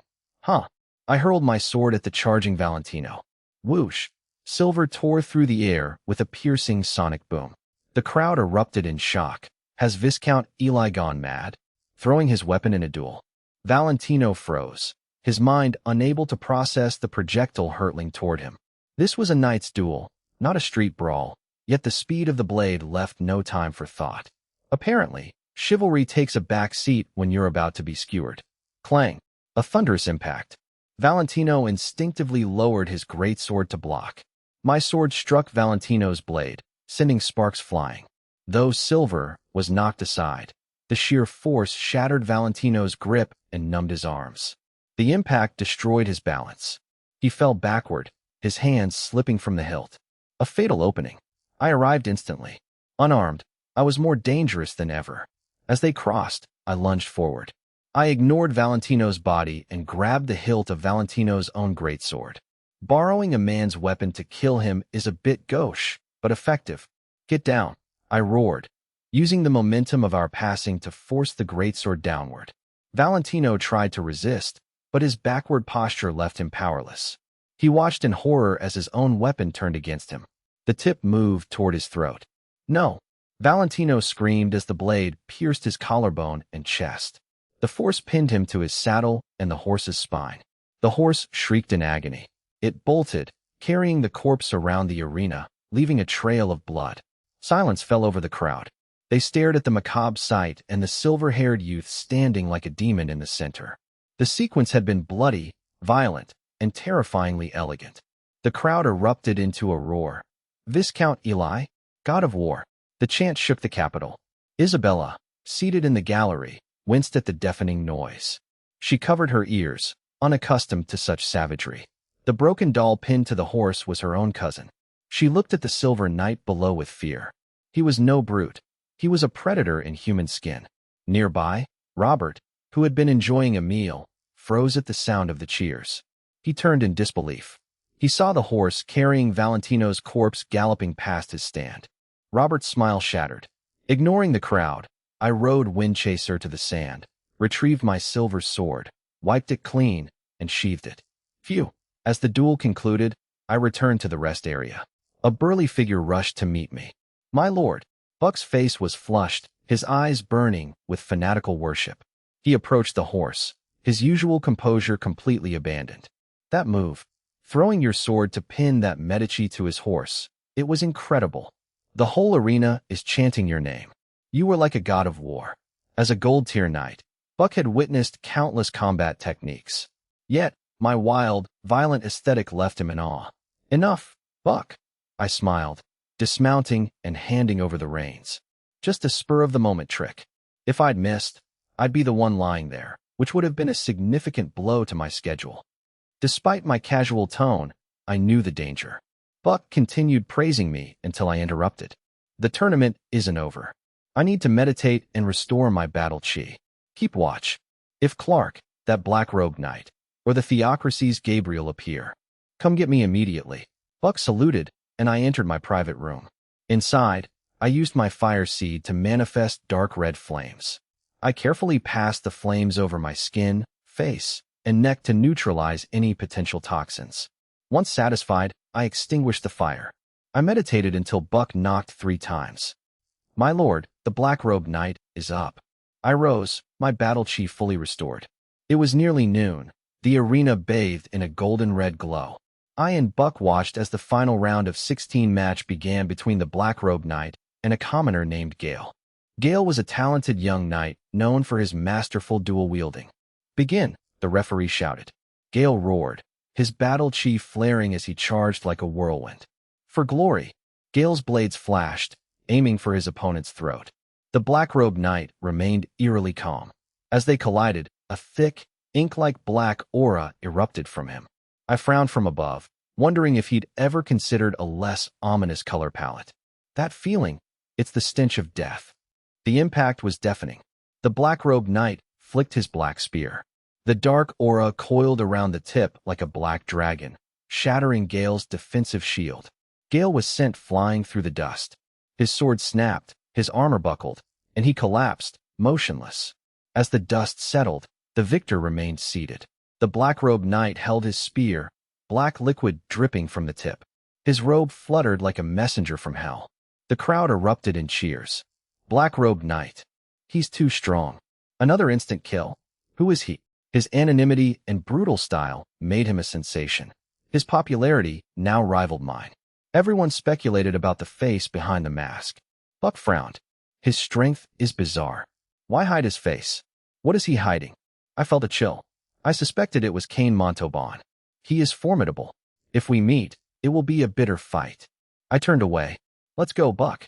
Prepare my horse. Moments later, I returned to the arena entrance for the quarterfinal draw. Prime Minister Ryan Graham presided over the draw. My luck held. I avoided the heavy hitters for this round. Quarterfinal, first match. I versus Lancelot. I was surprised. Lancelot wore simple chainmail and carried a standard steel sword. His horse was an aging, common mount. Yet, when we faced each other, I was struck by the boy's appearance. He was barely 18, with a youthful face and clear, bright eyes. He showed no fear, only excitement and worship. Lord Ela, Lancelot stammered, fumbling a knight's salute. I'm Lancelot. I'm from White Dove Town. I've heard all your stories. You're my idol. I suppose it's flattering, though being an idol usually involves less risk of being stabbed by the fan. Salis Black recommended me for this tournament. I was stunned. White Dove Town. If I recalled correctly, that small town on the edge of the royal territory was one of the Black family's many fiefs. This meant the youth was, strictly speaking, a subject of the Black family. One of my own. I looked at the clear-eyed, talented youth and felt a sudden spark of interest. To reach the quarterfinals at this age with such crude equipment, the boy's talent was undoubtedly top tier. I was an uncut gem. If I could bring him to the West. I smiled warmly. White Dove Town. A fine place. I shifted gears. How about a bet? If you lose, leave the royal territory and come to the West as my knight. Lancelot's jaw dropped. He had only entered the tournament hoping some noble would hire him as a guard or squire. He would have been satisfied with any stable job from a minor noble, even though a few stewards had already approached him with decent offers. He never expected his idol, the legendary war god of the West, Viscount Eli, to personally extend an invitation. I suppose being a living legend does have its perks when it comes to recruitment. Overwhelmed with joy, Lancelot shouted, "Yes. It's an honor to follow you, my lord. Please, teach me." I nodded, satisfied. Finding such a gem made this trip to the capital worth it. Pros, finding their chat strange, raised his command flag. Prepare. Begin. The 2 horses charged. Despite his excitement, Lancelot's eyes turned razor-sharp as combat began. Lacking a lance, he wielded his longsword, charging me with beast-like instinct. After several clashes, my admiration grew. The boy was truly strong. His reflexes and coordination were astonishing, allowing him to narrowly dodge my strikes. Yet, his lack of combat experience was evident. His moves were chaotic, driven entirely by instinct. While he might overwhelm an average opponent, he was full of openings against a veteran like me. I didn't rush to end it, acting instead like a patient mentor, feeding him moves and offering pointers. It was a live lesson, though the audience only saw an exciting back-and-forth duel. After a dozen exchanges, I decided it was enough. I parried Lancelot's sword away and swept him off his horse with a blunt strike. Lancelot landed in the sand, unhurt. "I lost," he said, scratching his head. I offered a hand, praising his potential. "With systematic training, your future is limitless." Lancelot beamed. "Really? I can pack my bags right now." I chuckled, patting the eager youth on the shoulder. "No rush. Wait until the tournament ends." With my tutorial match over, the remaining quarterfinal bouts concluded quickly. As expected, Clark used his gold rank strength to win, and the ascetic Oki Gabriel crushed his opponent's shield with a wooden staff. The final four were set. I, Clark Graham, the Black-Robed Knight, and Oki Gabriel. The noon sun scorched the sand of the Caesar Duel Arena. After an hour's break, the crowd's fervor for the semifinals reached a fever pitch. I opened my eyes in the lounge, exhaling a breath of stale air. My deep meditation had restored my physical and mental state to their peak. The semifinal draw had just been announced. Perhaps by luck or design, I had avoided Clark again. I suppose the universe occasionally decides to cut me a break. I would face Oki Gabriel. I stood up and looked toward the arena as the first semifinal began. It was the favorite, Light of the Capital Clark Graham, versus the mysterious Black-Robed Knight. The crowd roared. Clark rode his white steed, clad in his signature golden armor. Opposite him, the Black-Robed Knight stood like a silent, light-consuming void. In the royal box, Isabella Medici frowned at the noise. She covered her ears, clearly uncomfortable with the barbaric clamor. Her green eyes drifted to the Black-Robed Knight. "Prime Minister Rhine," she asked, "why does that knight wear a robe? Is it accustomed to hide one's face?" Rhine looked at the cold, dark figure, his expression turning grave. "I do not know, Your Highness. The tournament does not mandate revealing one's face." However, his registration was sponsored by Salus Black, heir to the Black family. He likely has deep ties to them. Isabella nodded. The family of Viscount Eli? She didn't think much of it. To her, this violence was merely a distraction from her dull palace life. She turned her attention back to the duel. Watching the radiant, confident Clark, a strange emotion flickered in her eyes. If only her future husband were a knight as powerful and adored as him. She laughed at herself. The king's cheers were for his crown and name, not for the person beneath. Prose raised his flag. "Begin." Clark's glorious battle chi erupted, wrapping him in golden flames. The black-robed knight charged, trailing an unsettling, ghostly black aura. "Huh!" Clark lunged with his golden lance. The black-robed knight countered with a dark, snake-like strike. A thunderous metallic clash echoed through the arena. The impact sent shockwaves through the air, kicking up a cloud of sand. Prose retreated further, realizing this fight was on a completely different level. Clark pulled his horse back, his hand numb, eyes gleaming with excitement. "You're good," Clark shouted. "Few can take my full-force strike. You're worthy of being remembered." The knight remained silent, his dead eyes staring coldly from beneath his hood. Without a word, he spurred his horse for another charge. "Humph, playing the ghost, are you? It's a bold strategy, considering he's currently trying to stab me to death." Clark Graham snorted and charged. The black-robed knight did not meet him head-on. As they closed in, the knight's black lance flickered, bypassing Clark's defense. It struck toward Clark's ribs from a vicious, low angle. Clark was stunned by the sudden change in tactics. Utilizing his gold-rank battle chi, Clark twisted his waist to perform a high-difficulty dodge. The lance grazed his golden armor, sparking. Clark broke into a cold sweat. While a skilled warrior, he excelled in infantry swordplay rather than mounted lance combat. He lacked the natural, refined instinct for the saddle possessed by those from the Western or Northern territories. Clark was confident he could crush his opponent in a foot duel, but the rules bound him to the horse, which is a bit like forcing a fish to solve a crossword. Again, Clark roared, his pride stung. He turned his horse and charged once more, holding nothing back. He poured his glorious battle chi into his lance, causing the tip to glow with blinding golden light. "Huh!" Clark lunged with full force, aiming for the knight's chest with a strike so fast it left no room for evasion. The black-robed knight appeared trapped, yet the crowd sensed a shift. Just before impact, something unnatural occurred. There was no wind, no collision. Clark felt his lance hit a viscous mire, as if pushed by an invisible hand. His trajectory shifted inches to the right. What? Clark stared in disbelief as his surefire strike missed, grazing the knight's abdomen. A raspy chuckle emanated from the black robe. The knight had clearly orchestrated this. Seizing the opening, the knight struck like a viper. Clang! The knight didn't strike Clark's body, but instead smashed his lance against Clark's uncontrolled weapon. The recoil and the imbalance of the missed strike left Clark vulnerable.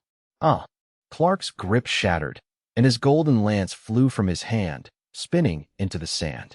Before he could recover, the knight followed through. The black lance swept horizontally, slamming into Clark's midsection. Bang! The blow was raw and unadorned. Clark's golden armor could not absorb the sheer kinetic force. He was launched from his horse like a golden projectile. Clark tumbled across the sand, coming to a stop pale and bleeding.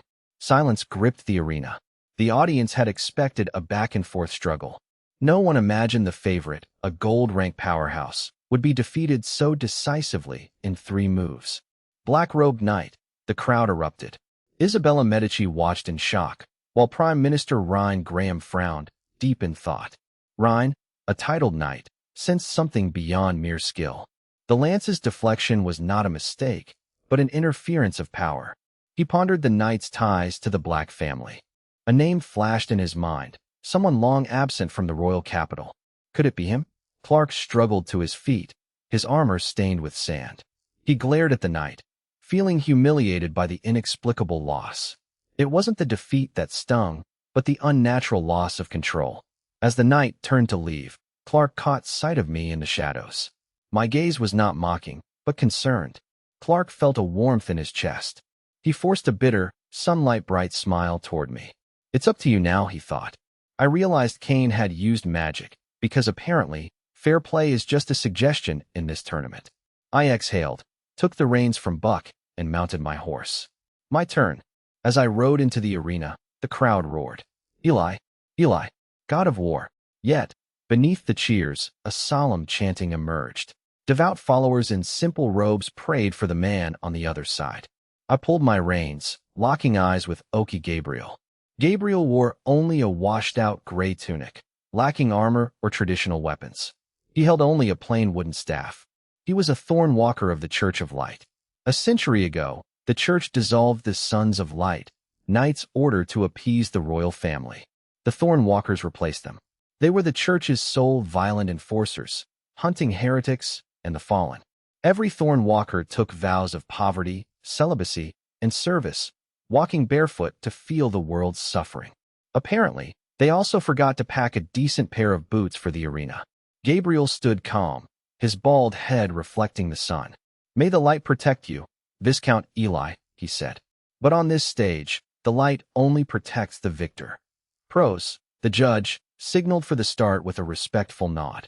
As the signal flag fell, I charged, my horse, Windchaser, bolting forward. My silver sword flashed like a streak of light. I aimed a probing strike at Gabriel's left shoulder, testing the monk's defenses. Gabriel didn't blink, simply raising his wooden staff. Clang! I felt my wrist go numb from the massive recoil, as if I had struck solid iron. My mithril sword struck the seemingly fragile wooden staff, yet it remained unscathed. I unleashed a flurry of sword shadows. I rained down strikes, but Gabriel remained unshakable on his horse. With one hand, Gabriel wielded the staff like an impenetrable shield, effortlessly neutralizing every attack. No matter how fast my sword moved, the staff always intercepted it perfectly. After several failed attempts, Gabriel spoke. A confused sword, full of worldly desire. Your strength relies on external objects, not your heart. He swung the staff with a low, ominous hum. I instinctively blocked, but the impact felt like colliding with a charging rhinoceros. My hand went numb, and the force pushed me and my horse back several meters, leaving deep furrows in the sand. What strength? I thought, shaking my hand. The crowd erupted in cheers for Gabriel. praising the power of faith, as if a stick to the face was a spiritual experience. Supporters of both sides reacted with either fervor or anxiety. I steadied my breathing and charged again. I shifted tactics, aiming to use my speed to bypass the staff. Seeing an opening as Gabriel turned his horse, I saw my chance. I pulled the reins, pivoted, and lunged toward Gabriel's ribs. The strike was fast and precise, but the staff moved as if it had eyes. The tip of the staff appeared instantly, deflecting the blade. I tried to slide my blade down to strike Gabriel's fingers, but the ascetic remained cold and unfazed. Gabriel tightened his grip and flicked the staff upward. The massive upward force lifted my silver sword, catching me off guard. I retreated, but Gabriel's counterattack was already underway. The ascetic swung the heavy staff toward my head with a whistling wind. I barely managed to raise my sword to block the lethal blow. A dull, heavy thud echoed. My arms felt shattered, and my hand split, blood dripping from my fingers. Yet, amidst the pain, I noticed something. The indestructible staff had a tiny, fingernail-sized nick from my blade. It wasn't invincible. My eyes sharpened. I abandoned my search for openings and focused entirely on the staff. I unleashed a storm of strikes upon the wood. Clang! The first strike hit the nick. Subsequent strikes hit the same spot, sending sparks and wood chips flying. The crowd was baffled by my obsession with the staff. Apparently, they prefer their entertainment without the structural analysis. They doubted the theocracy's holy wood could ever be broken. Gabriel looked on with pity, calling me foolish. "This staff of suffering is blessed and harder than steel," Gabriel declared. "Is this your obsession? I shall crush it." I remained silent, continuing my relentless assault. The nick deepened with every strike. Gabriel finally sensed the danger. His brow furrowed as the staff began to vibrate unstably. Enough! Gabriel swept his staff, forcing me back once more. He pointed the staff at me, declaring the game over. Gabriel charged, raising his staff for a final, crushing blow. I did not dodge. I waited for this exact moment of full commitment. I unleashed my battle chi. I channeled the fire element into my blade. The silver sword glowed a fierce, crimson red. I met the incoming blow, driving my sword into the weakened spot on the staff. Break! The collision echoed through the arena. To the crowd's shock, the staff of suffering snapped cleanly in two. The top half spun away and embedded itself in the sand. Gabriel froze. He stared at the broken fragment, his stoic face filled with bewilderment. His symbol of faith, held for over a decade, was gone. It's amazing how quickly a decade of spiritual devotion can be undone by a bit of high-grade steel. My sword did not stop.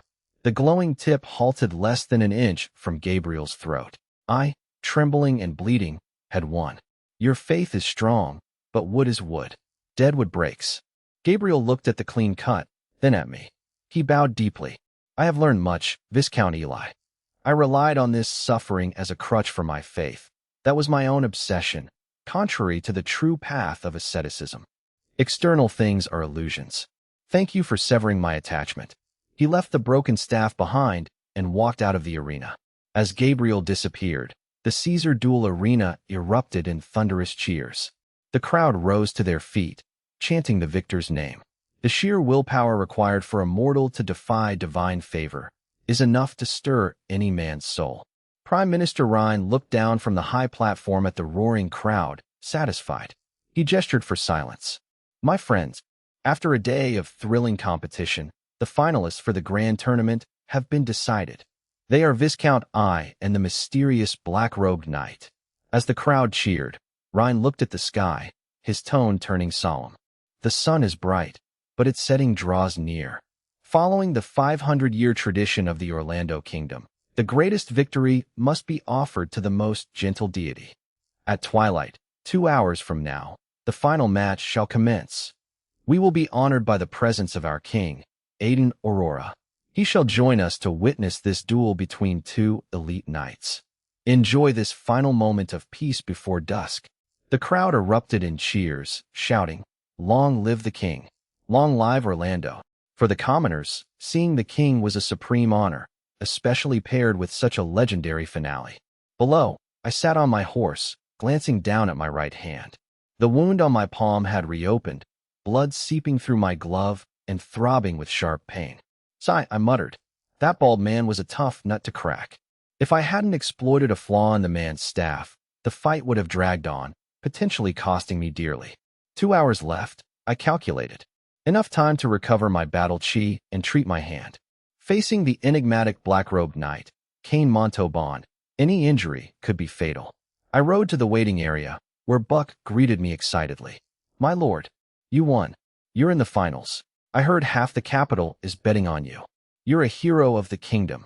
I smiled and shook my head, dismounting. Don't take the hero title to heart, Buck. It's mostly just a fancy way to describe someone who hasn't died yet. Take care of my horse. Give her the best feed and water. She's exhausted. Yes, sir. A hearty laugh echoed from the corridor. Ha ha. You never cease to surprise us. A middle-aged man in deep red noble attire and a black fur cloak strode toward me, flanked by guards. It was the Western Border Mission's envoy, Marcus Hohenzollern. Marcus clapped a heavy hand on my shoulder. How could I miss such a spectacle? Your performance was magnificent. That strike that shattered the staff? Absolutely brilliant. Good luck in the finals. You represent not just the Black family, but the entire Western Border Mission. You know the current state of the capital? Marcus lowered his voice. Your victory proves the strength of the West. Let them see that the lions of the West still have sharp teeth. I nodded with a wry smile. I will, Marquis. Marcus, busy with official duties, didn't linger. Prepare yourself. We'll have a drink at the celebration banquet tonight. As Marcus left, I sighed. I knew the Marquis was juggling a delicate political situation, trying to mend ties with Rhine while managing the chaos outside. The Royal Garrison Legion and the 5,000 secret private soldiers from the West were still locked in a tense standoff across the Royal Forest. I shook off the political burden. Focus on the match. Only victory would grant me a voice. I entered my room, which was at least one place where the politics didn't follow me. I sat on the carpet, closed my eyes, and began to meditate to restore my battle chi. Time passed. Knock, knock, knock. A familiar, boisterous voice boomed through the door. Open up. It's me. I opened my eyes and chuckled. It's unlocked. Clark entered, having changed into casual clothes. He looked pale, his internal injuries from their previous bout clearly not yet healed. He held a black jar, grinning as he sat down. He eyed my bleeding hand. Injured? I knew it. That bald Oki Gabriel was ridiculously strong. Even watching from the sidelines made my hands ache. He handed the jar to me. Here. This is the Graham family's secret black jade bone-setting ointment. Clark boasted. Only core family members get this. It stops bleeding instantly and heals wounds at an incredible speed. Your palm will be scabbed over in half an hour. It won't affect your match.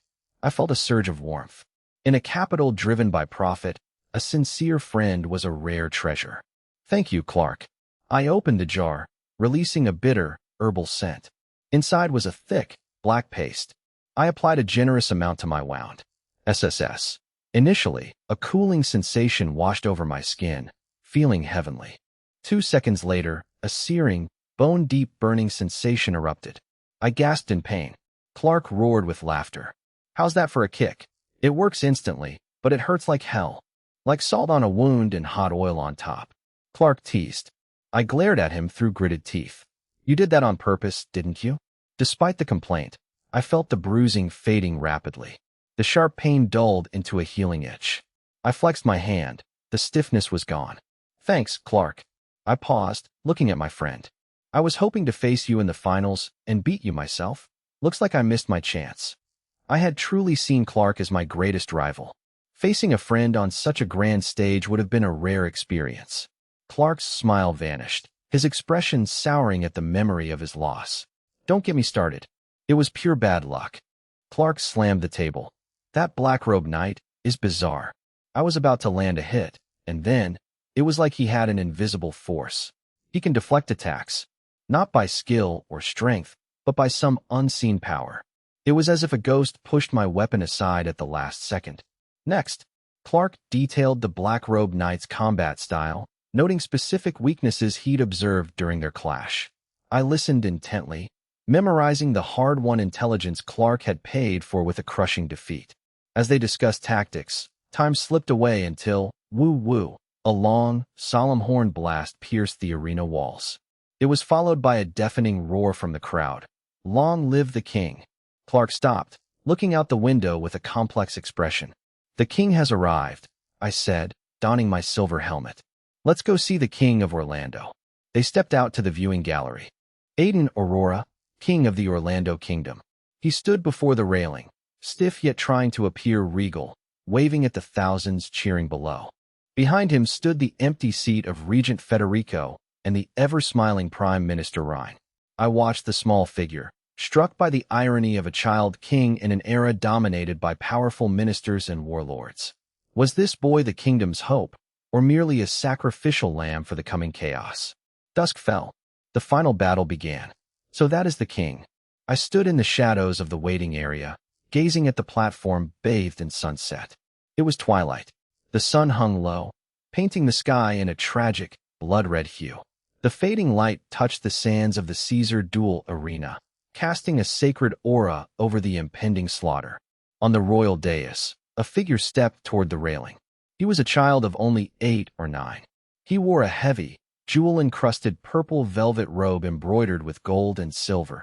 It looked like he was being slowly consumed by his own wardrobe. The garment, though tailored, looked oversized and burdensome on his small frame. Atop his platinum blonde hair sat the sun crown, symbol of supreme power. The crown glinted coldly, highlighting a pale, youthful face that held an age-inappropriate gloom and arrogance. This was Aiden Aurora, the 9-year-old king. Beside him stood the prospective queen, Isabella Medici. Behind them were Prime Minister Rhine and the other ministers, alongside Regent Federico's vacant chair. Long live the king!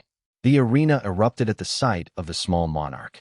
Whether noble or commoner, respectful or disdainful, driven by tradition or curiosity, everyone rose in unison, the sound like rolling thunder. Aiden waved his gloved hand stiffly. It was his first time facing such a crowd, his first taste of royal power, which mostly just tastes like being stared at by thousands of strangers. Yet, he didn't look happy, his brow furrowed. He turned to Isabella, his pale gold eyes cold. Why do they not kneel?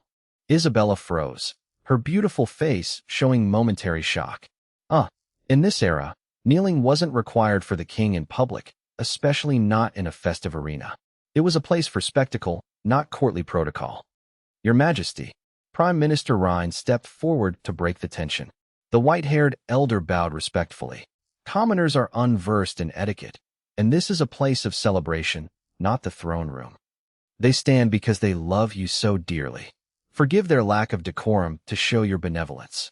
A merciful monarch wins more hearts than a stern one. Aiden's brow relaxed at the Prime Minister's smooth explanation. He nodded, satisfied. Very well. He turned away from Isabella, who sighed in relief, finding it exhausting to coddle a child, even a king. Humph. Aiden adjusted his heavy robe and marched to the front of the railing. Looking down at the masses, a sense of immense power swelled within him. Is this what it means to be king? It mostly just feels like being a toddler with a better wardrobe. My subjects, Aiden shouted, his voice amplified across the arena. Your king commands you to be silent. Count MacDonald, the Sun Palace official, broke into a cold sweat. That wasn't the script. He rushed to Aiden's side, whispering, No, Your Majesty, that's not what we practiced. You were supposed to say, Thank you for coming. May courage and glory be with you. Read the script. Aiden shoved the old count aside with surprising strength. I know. Stop nagging. I am the king. I say what I want. Get lost. Count MacDonald paled and, seeing Rhine's signal, retreated. The crowd fell silent, though not out of reverence. They were stunned. Whispers rippled through the stands like wind through wheat. Is that really our king? Just a brat, and a bad-tempered one at that. Aiden, feeling triumphant, continued. I am your king. I am told this tournament is to find the strongest and bravest in the kingdom. So, I forbid you from wasting time. I don't want boring probes. I want to see attacks. I want blood. I want real combat. The crowd was in an uproar. This wasn't a speech by a merciful ruler. It was the demand of a budding tyrant. Aiden pressed on. Entertain me, knights. Use your swords. Use your blood. Whoever pleases me gets 20,000 gold coins. But if you bore me, I will have your head. Now, I command you, begin the slaughter. Dead silence gripped the Caesar duel arena. Kingdom ministers behind the dais frowned, exchanging shocked and anxious glances. Prime Minister Reincarnation's knuckles turned white from gripping his hand, horrified by the king's bloodthirsty remarks and the potential damage to the royal reputation. He glared fiercely at Count MacDonald, the king's tutor. Count MacDonald, terrified and wishing he could vanish, sighed helplessly. Prime Minister, there is nothing I can do. Below, the crowd stared in stunned silence. Should we cheer? The crowd wondered, as the atmosphere turned icy. Suddenly, the royal plants in the crowd realized their cue. They waved their arms frantically, shouting, "Long live King Aiden! What a majestic king!" Driven by their desperate cries, the confused crowd began to join in sparsely. Long live! The cheers were uneven, but they held the scene together. Aiden was satisfied. He felt as imposing as the legendary Caesar, though he mostly just looked like a toddler with a sharp object. He turned to Isabella for praise, but she remained expressionless. Scowling, Aiden sat back on his throne. He popped a grape into his mouth, eyes fixed on the arena, waiting for the show. In this era of power-hungry lords, was this child the kingdom's hope, or a sacrifice to be consumed by the coming tide? Dusk had fallen. The final battle began. I and Clark exchanged a bitter look. Is this the king we serve? Clark muttered. He's young, but has a vicious temper. Who taught him to talk about beheading? Who else? I looked at the small figure on the dais, then at the ministers in the shadows. Even a blank slate would be stained black in this environment. The disregard for life wasn't innate. It was the poison of power. Clark patted my shoulder. The final is starting. The black-robed knight is waiting. Across the arena, the black-robed figure stood silently in the twilight on a gaunt horse. Go, brother, Clark said, his eyes full of concern. Win. I hope the king doesn't behead you. I chuckled. His words aren't enough to take my head. I took the reins of my horse from Buck. Lord, Buck said with a firm gaze, we are watching you. I nodded. I donned my silver helmet, revealing only eyes burning with battle intent. I mounted my horse in one fluid motion. Hiya. The white-haired knight rode into the blood-stained twilight.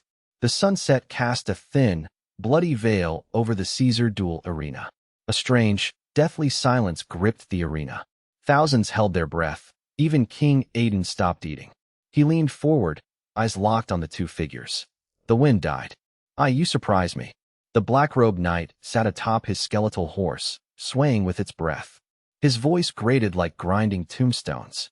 Your path ends here. Only I heard the whisper. I drew my silver sword in silence.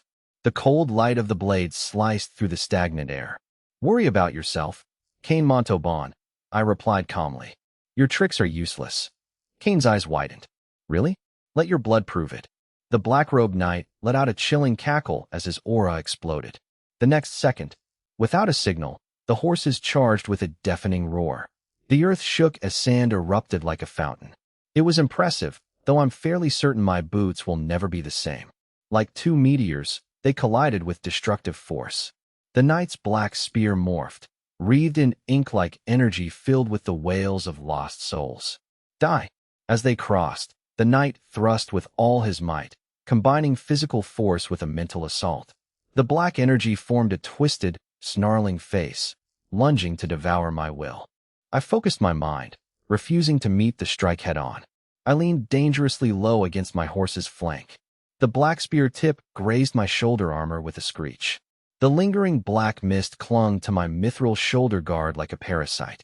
The sturdy mithril hissed as it began to corrode. The silver surface dulled, sprouting dark, mold like rust. Such potent corrosion. Even mithril can't stop it. I realized that if this touched my skin, it would melt bone, a prospect I was keen to avoid, given how much I enjoy having a skeleton. The knight didn't give me a moment to breathe. He pulled the reins, and his gaunt horse performed an unnatural, sharp turn. The horse's joints cracked, showing no pain. Sorry, I'll apologize to your brother. This is my hunting ground. The knight danced his spear, creating a web of shadows. Dark swamp. The black mist didn't dissipate. It sank into the ground. The dry sand turned into a viscous, writhing black mire. Black tentacles reached for the horse's hooves. Magic! Prime Minister Ryan gasped. The horse slowed, trapped in the muck. I felt the horse's panic.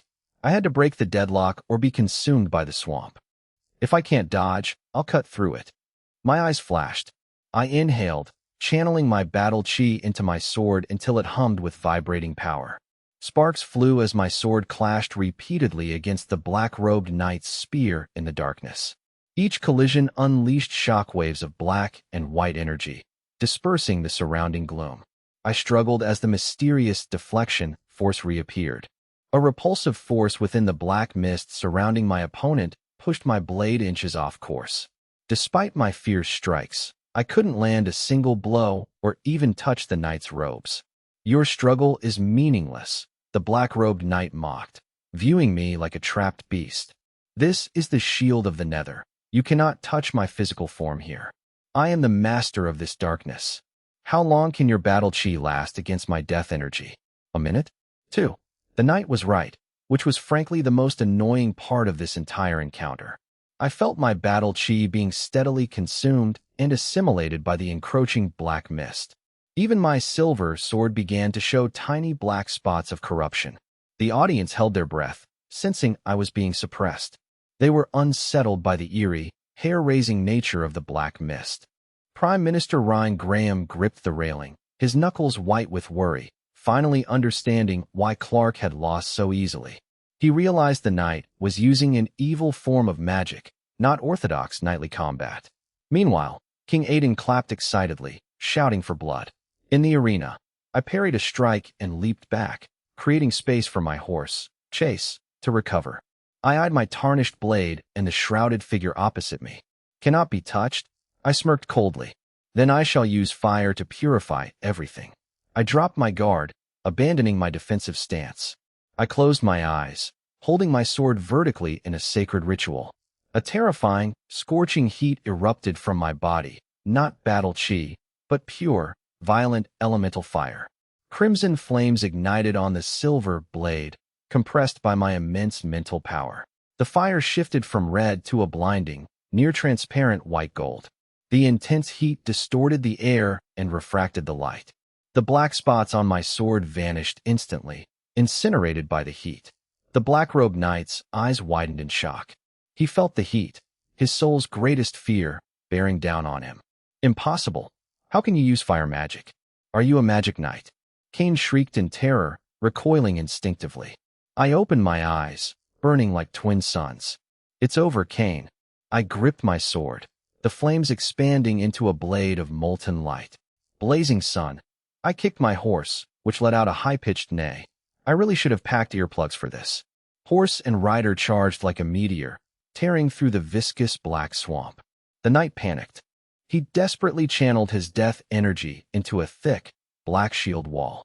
Twisted faces appeared on the shield, but they melted away before the absolute light and heat. I leaped into the air, swinging my sword down. Slash! Boom! A massive golden-red flame arc descended with world-shattering force. The shield wall collapsed like butter under a hot knife. The flame arc shattered the spear, burned the robes, and struck the ground. Cain screamed as he was engulfed in flames and thrown against the arena wall. A deep, charred trench remained, with the ground fused into glass.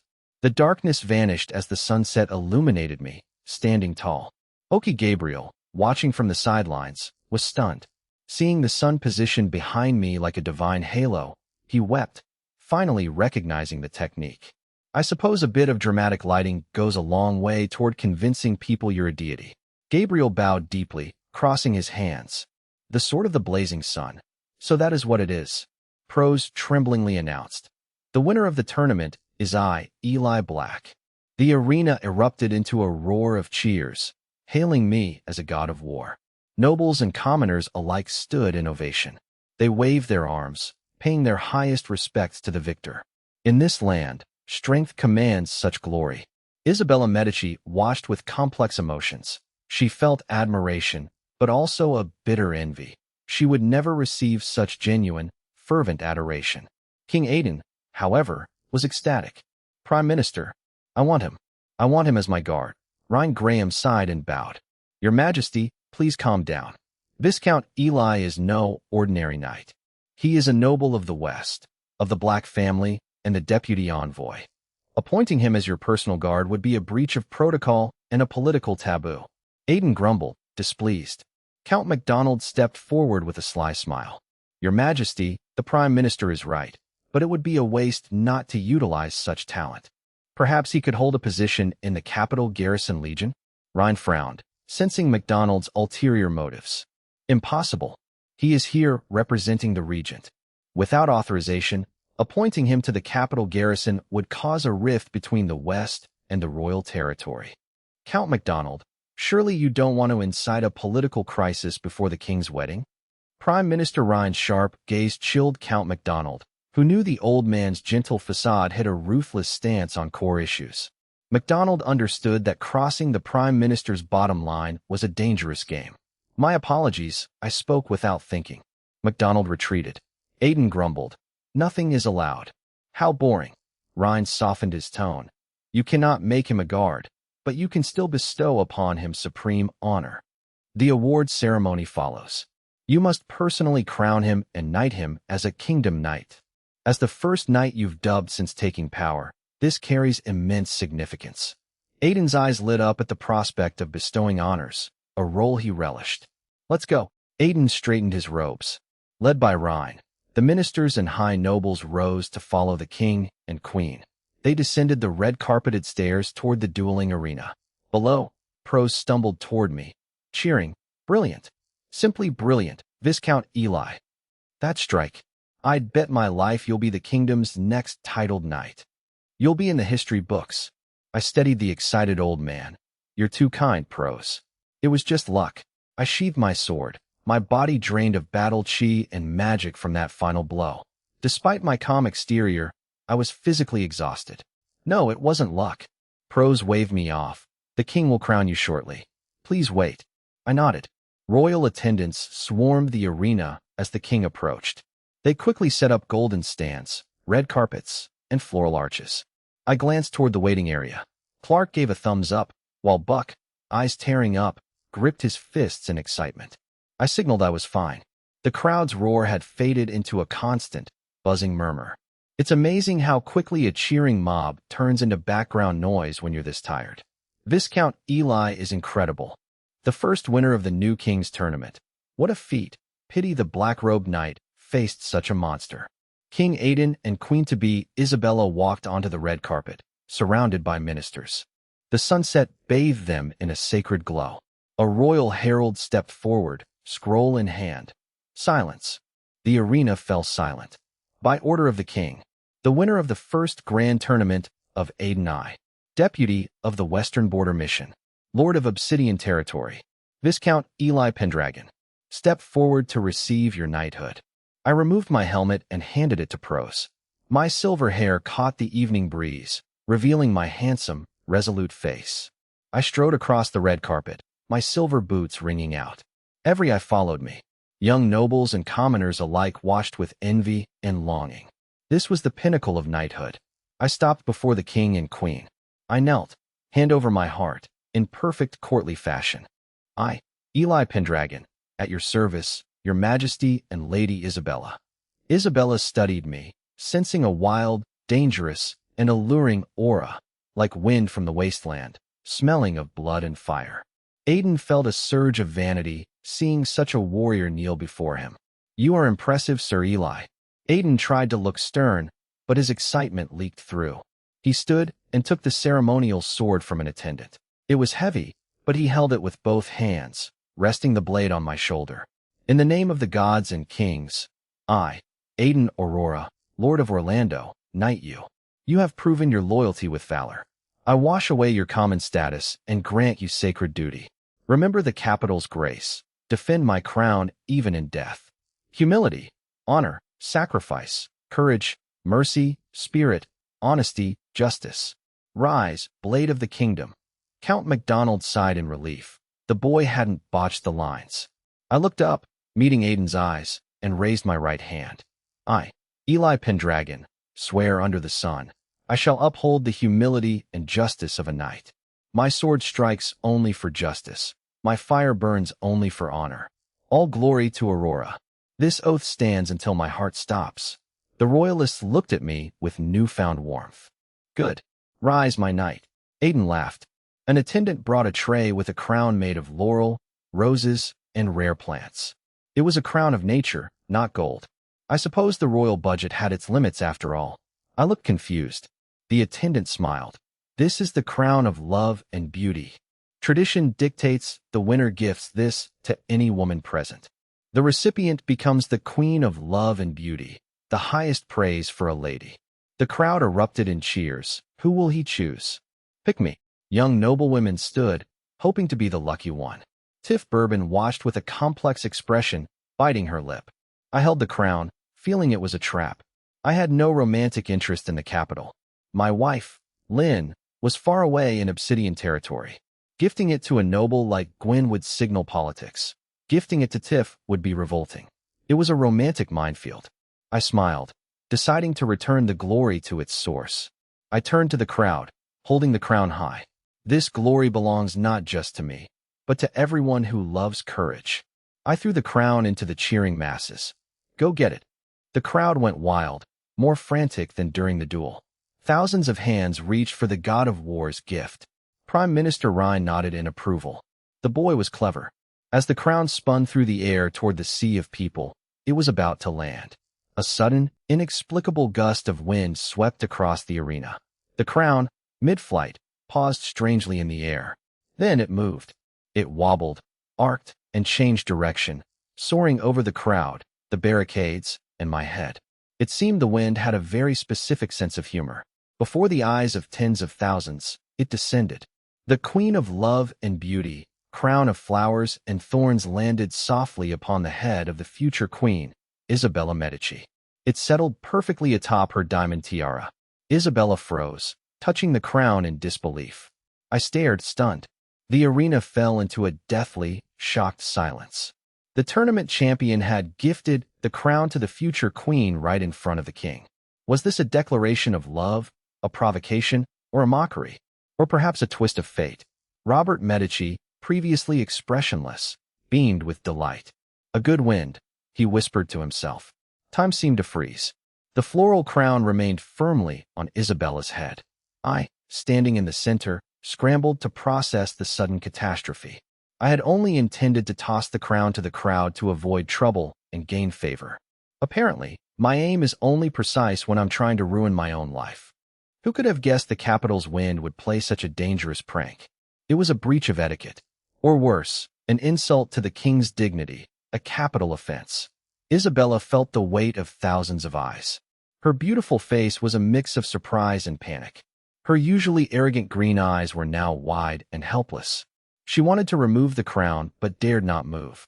Beside her, King Aiden's shock turned to fury. His face flushed red, fists clenched, ready to order an execution. Suddenly, Prime Minister Ryan Graham's hearty laughter broke the tension. The old fox reacted instantly. He knelt before the royals, shouting, "God save Orlando! Your Majesty, what a glorious omen!" The crowd was baffled. An omen? But the court officials, sensing the shift, quickly knelt as well, echoing, "God save Orlando! A great omen, Your Majesty!" Aiden, caught off guard, swallowed his rage. "Prime Minister, what omen?" he asked, confused. "Is a fallen crown supposed to be a good thing?" Ryan stood, his face radiating pious excitement. "Your Majesty, there is an ancient Orlandian saying, 'Only the flower chosen by the wind is worthy of the mother of the land.'" Ryan pointed at me, then the sky. "Viscount Eli is a mortal, prone to error. But the wind of the capital is the breath of the gods, the guidance of fate." Viscount Eli intended to toss the crown to the commoners, but the divine wind intervened. It bypassed thousands to offer it to the queen. Ryan announced to the crowd, "It proves that in this kingdom, only your queen is worthy of this crown. Not commoners, not noble ladies. And remember, this is the twilight hour, the god's most gentle moment. This is the god's blessing for your upcoming wedding." His impassioned speech turned a disaster into a divine miracle. The awkward accident was now a mythic event. The crowd, considering the sacredness of twilight, found his logic plausible. The gods had indeed manifested. Ryan smiled at Aiden. "Surely your Majesty, in your wisdom, would not fault a divine instrument for a minor, unintentional act." I, admiring the Prime Minister's art of language, knelt. Forgive me, Your Majesty. It seems the capital's wind knows the rules better than a brute from the west. Since it is the god's will, the crown belongs to the queen. Aiden's face relaxed into a pleased smile. Flower chosen by the wind. Divine gift. It sounded perfect. Ha. Good. A fine flower of wind selection. Aiden regained his royal composure. Since it is the wind's choice, the god's will. I forgive your rudeness, Viscount Eli. Thank you, Your Majesty. I and the officials cheered. The crisis was averted by Rhine's silver tongue. I sighed, knowing I owed a massive debt. As the king departed, Isabella adjusted the crown, a faint smile touching her lips. She liked it. At the back of the procession, Robert Medici locked eyes with me, mouthing, "Thank you," before walking away with a light step. This wind was a massive boon for the Medici family. Isabella's status as the divinely chosen queen was now unshakable. Her future children would possess unquestionable, sacred legitimacy. For the Medici family, currently squeezed by royal territory nobles, this was a timely salvation. As for his grudge with me, it was trivial compared to the Medici family's grand ambitions. Robert calculated internally, planning to spread the news immediately. He wanted the entire capital, no, the entire kingdom, to know that even the wind cheered for the Medici queen. As the royals departed, the 10,000 spectators began to disperse. Despite the match ending, their enthusiasm remained high. Everyone was satisfied, having witnessed both a brilliant duel and a dramatic miracle. The taverns would be sleepless tonight. Was that wind natural? I suspect Viscount Eli did it on purpose. I agree. Maybe he's in love with the queen and used the wind to send a message. Don't talk nonsense. It was divine intervention. Though, the queen's look at him was indeed strange. Hearing the whispers, I felt a headache coming on. Apparently, being a miracle worker is just as exhausting as being a scapegoat. Thanks to Prime Minister Rhine's quick thinking, the event was labeled a miracle. But the crowd cared little for divinity, preferring their own gossip. By morning, absurd rumors would flood the capital. Tales of the Western war god's secret love and the king being cuckolded were inevitable. What a mess, I thought. I vowed to myself. Once the wedding concluded, I would leave this place immediately. Viscount Eli, a breathless voice interrupted. Prose, the adjudicator, ran over with the silver helmet. I took it, thanking him for his hard work. Prose smiled warmly at the humble young man. It is my honor, Prose said with emotion. I must thank you. My mother is from the West. Seeing your display today made me proud. The old man's eyes welled up. I shook his hand sincerely, then left the arena where Buck waited with his horse. Lord, back to the mansion, I mounted my horse, casting one last look at the silent arena. It's amazing how quickly a crowd stops cheering once there's no blood left to spill. Back to the mansion, they galloped toward the black residence. Passing through the iron gates, I was met not with cheers, but the mansion's usual oppressive atmosphere. Expensive candles lit the halls as bright as day. Upon entering, I heard shrill scolding from the hall. Vile creature, do you know what this antique is worth? You aren't worth a single shard. It was Lady Livia. She stood over broken porcelain, her chest heaving with rage. A guard knelt before her, silently enduring the humiliation. I dismounted and entered. Lady Livia, I said coldly. Seeing my silver armor, Livia's expression soured, and she grew even more aggressive. Look at this. This is the trash the black family recruits. Can you protect our honor? She shrieked at me. I looked at the shards, then the guard. It's just a vase, I said calmly. It belongs to the family, not you to berate. Your shouting is unbecoming of a marchioness. Livia choked on her words, glared, and stormed off. The guard stood and bowed. Thank you, young Master Eli. I nodded and waved him away. Buck patted the guard's shoulder and led him away. I exhaled deeply.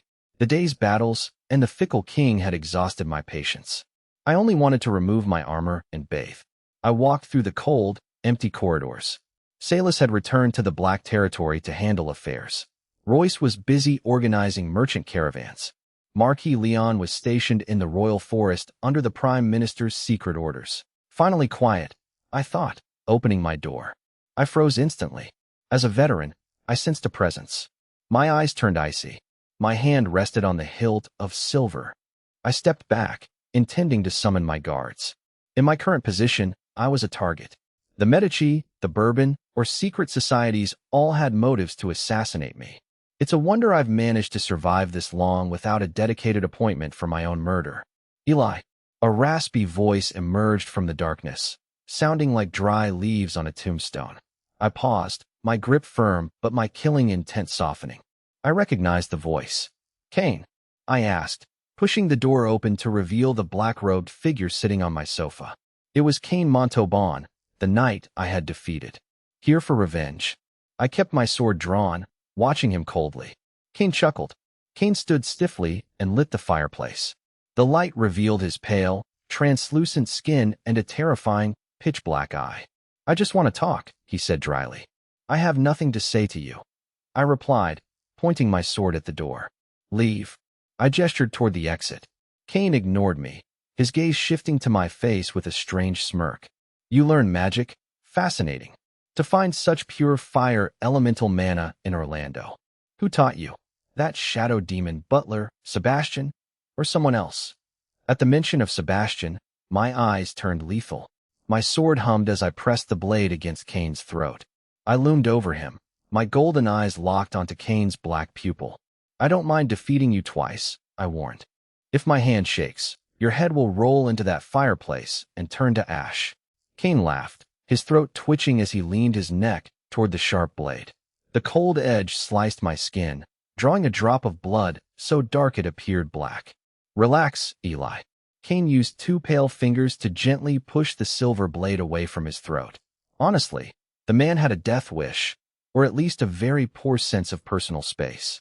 He turned and walked toward the door with a stiff gait. Stopping at the threshold, he looked back, his dark eyes reflecting my image. I just wanted to say, we are the same, Eli, he whispered. Once we touch the light or the dark, we are no longer purely human. We both walk the edge of the abyss. The only difference is who sinks deeper. He tossed an object toward me, and I let it clatter to the floor. I watched coldly as the object hit the floor with a crisp sound. It was a ring. Cain vanished into the shadows of the hallway. For Salus's sake, a final piece of advice. Do not attend the king's wedding the day after tomorrow. He disappeared into the darkness. I stood motionless for a long time. I felt the lingering chill in the room until the hearth fire warmed the air. Lunatic, I muttered, locking the door. I sheathed my sword and picked up the ring to examine it by the firelight. It was a plain black ring of unknown material, lacking jewels or engravings. Its only feature was a tiny, lifelike skull carved at the top, its hollow eyes seemingly watching me. Disliking the feel of it, I tossed it onto the table. I dismissed Cain's words, though I was surprised the man knew Sebastian's true nature. Looking in the mirror, I saw my own exhausted face with bloodshot eyes. The last 2 days had been a high-stakes walk on a cliff's edge, but the payoff was substantial. Thanks to the young king's impulsive wager, my winnings had doubled to 20,000 gold coins. With that thought, my mood improved. I cleaned off the blood and sweat, then collapsed onto my goose-down bed, falling instantly into a deep, exhausted sleep. 2 more days, then I can go home. Morning sunlight filtered through the heavy curtains of the Black Mansion. I woke up, feeling more refreshed than at any point since arriving in the capital. I stretched, my bones popping with relief. Though my muscles still ached, the mental fatigue had vanished. I donned a robe and stepped out of my room. Before I reached the stairs, a buzz of suppressed excitement filled the corridor. Young Master Eli, good morning. Congratulations on your victory. The maids cleaning the hallway dropped their work and gathered around me, bowing with flushed faces. Their eyes shone with near-fanatical adoration. They looked at me as if I were a hero from myth. You're a hero of the kingdom. The bards are singing your deeds in the back streets already. A kingdom knight, the first one appointed by His Majesty. I offered a weary, polite smile. I knew my performance had been shocking. Everyone in Orlandia, from nobles to commoners, was talking about nothing but me. A discarded exile who survived the western border and returned with supreme martial prowess. Such a legendary tale was catnip to the masses. My name was now famous throughout the kingdom. Thank you all, but please, back to work. I tried to push through the crowd. A bold maid asked, blushing, Young master, is it true what they say about you and the future queen? The head maid scolded her. Insolent girl, mind your own business. Despite the scolding, the maids stayed, eyes sparkling with gossip. They clearly found the idea of a romance between me and the queen thrilling. My smile stiffened. I sighed and waved them away. If Livia hears such nonsense, you'll lose your tongues. The maids giggled and scattered, though they continued whispering. My expression darkened as I descended the stairs. Their behavior reflected the dangerous public sentiment. The flower of wind selection was meant to be a divine gesture to smooth over political awkwardness. But the reality was undeniable. I had placed the crown of love and beauty. I had placed it on the future queen's head before the king could. It was an act of blatant defiance and a scandalous royal rumor. I had satisfied every man's fantasy of challenging authority, which is a great way to end up on a wanted poster. As I feared, the public didn't care for the truth, only for the gossip. Overnight, rumors had spiraled. The war god of the West and the Pearl of the South were secret lovers, or that sword strike was a challenge to the throne. Even worse, some claimed I was the queen's true lover and the king was being cuckolded. Apparently, I'm a romantic lead in a tragedy I never auditioned for. These rumors were poison. They insulted the Medici family and put a target on my back. The 9-year-old king might find the flower amusing now, but as he matured, when he realized his dignity had been trampled by a man who made him a laughingstock, I had no doubt the king would eventually kill me to restore his honor and the Aurora family's reputation. No man, especially a monarch with absolute power, would tolerate his woman being linked to another. Damn this capital, I cursed. I looked north, my heart already back in the desolate but safe western border. There, I was the lord of the Obsidian territory. I had walls, iron mines, a training army, loyal subjects, and gold. In the west, I could build my strength until I was an untouchable power. Here, I was merely a pawn. Once the wedding ended, I would not stay a second longer. I would take my supplies, my gold, and my people, and leave this place of chaos. I knocked on Buck's door. Enter, Buck said. I found him cleaning his heavy broadsword. My lord, you're awake. The merchants are processing the 20,000 gold coins. Young Master Royce is busy but efficient. I nodded. Buck, go to the city barracks and recall all our soldiers. Don't let them stay there eating and drinking anymore. Buck paused, surprised. All of them? What about Lord Leon's orders? Never mind, my father, I said sternly. The situation in the capital may spiral out of control on the day of the wedding. I need my sword at my side. Tell the men to armor up, feed the horses, and be ready to move. We leave for the west the moment the ceremony ends. Anyone who blocks us is an enemy. Buck, sensing my resolve, saluted and hurried off. Meanwhile, in the Sun Palace, the air in a luxurious bedchamber was thick with the scent of rose oil. Isabella Medici sat before a silver mirror, maids tending to her chestnut hair. On the table lay the queen of love and beauty, crown, woven from fresh flowers. Despite the passing night, it remained vibrant and fragrant. It's so exquisite, your highness, a maid giggled. Lord Eli wanted himself. Truly, only you are fit to be the queen of love and beauty. The maids whispered, their eyes lingering on the unique crown. It's your majesty now, not my lady. Another maid teased.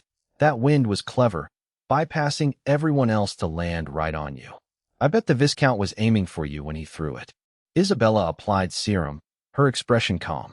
As a Medici, she was raised on cold calculations, yet she felt a thrill at being chosen by such a powerful man in front of thousands. The romantic gesture pushed her to the pinnacle of the Queen of Love and Beauty title.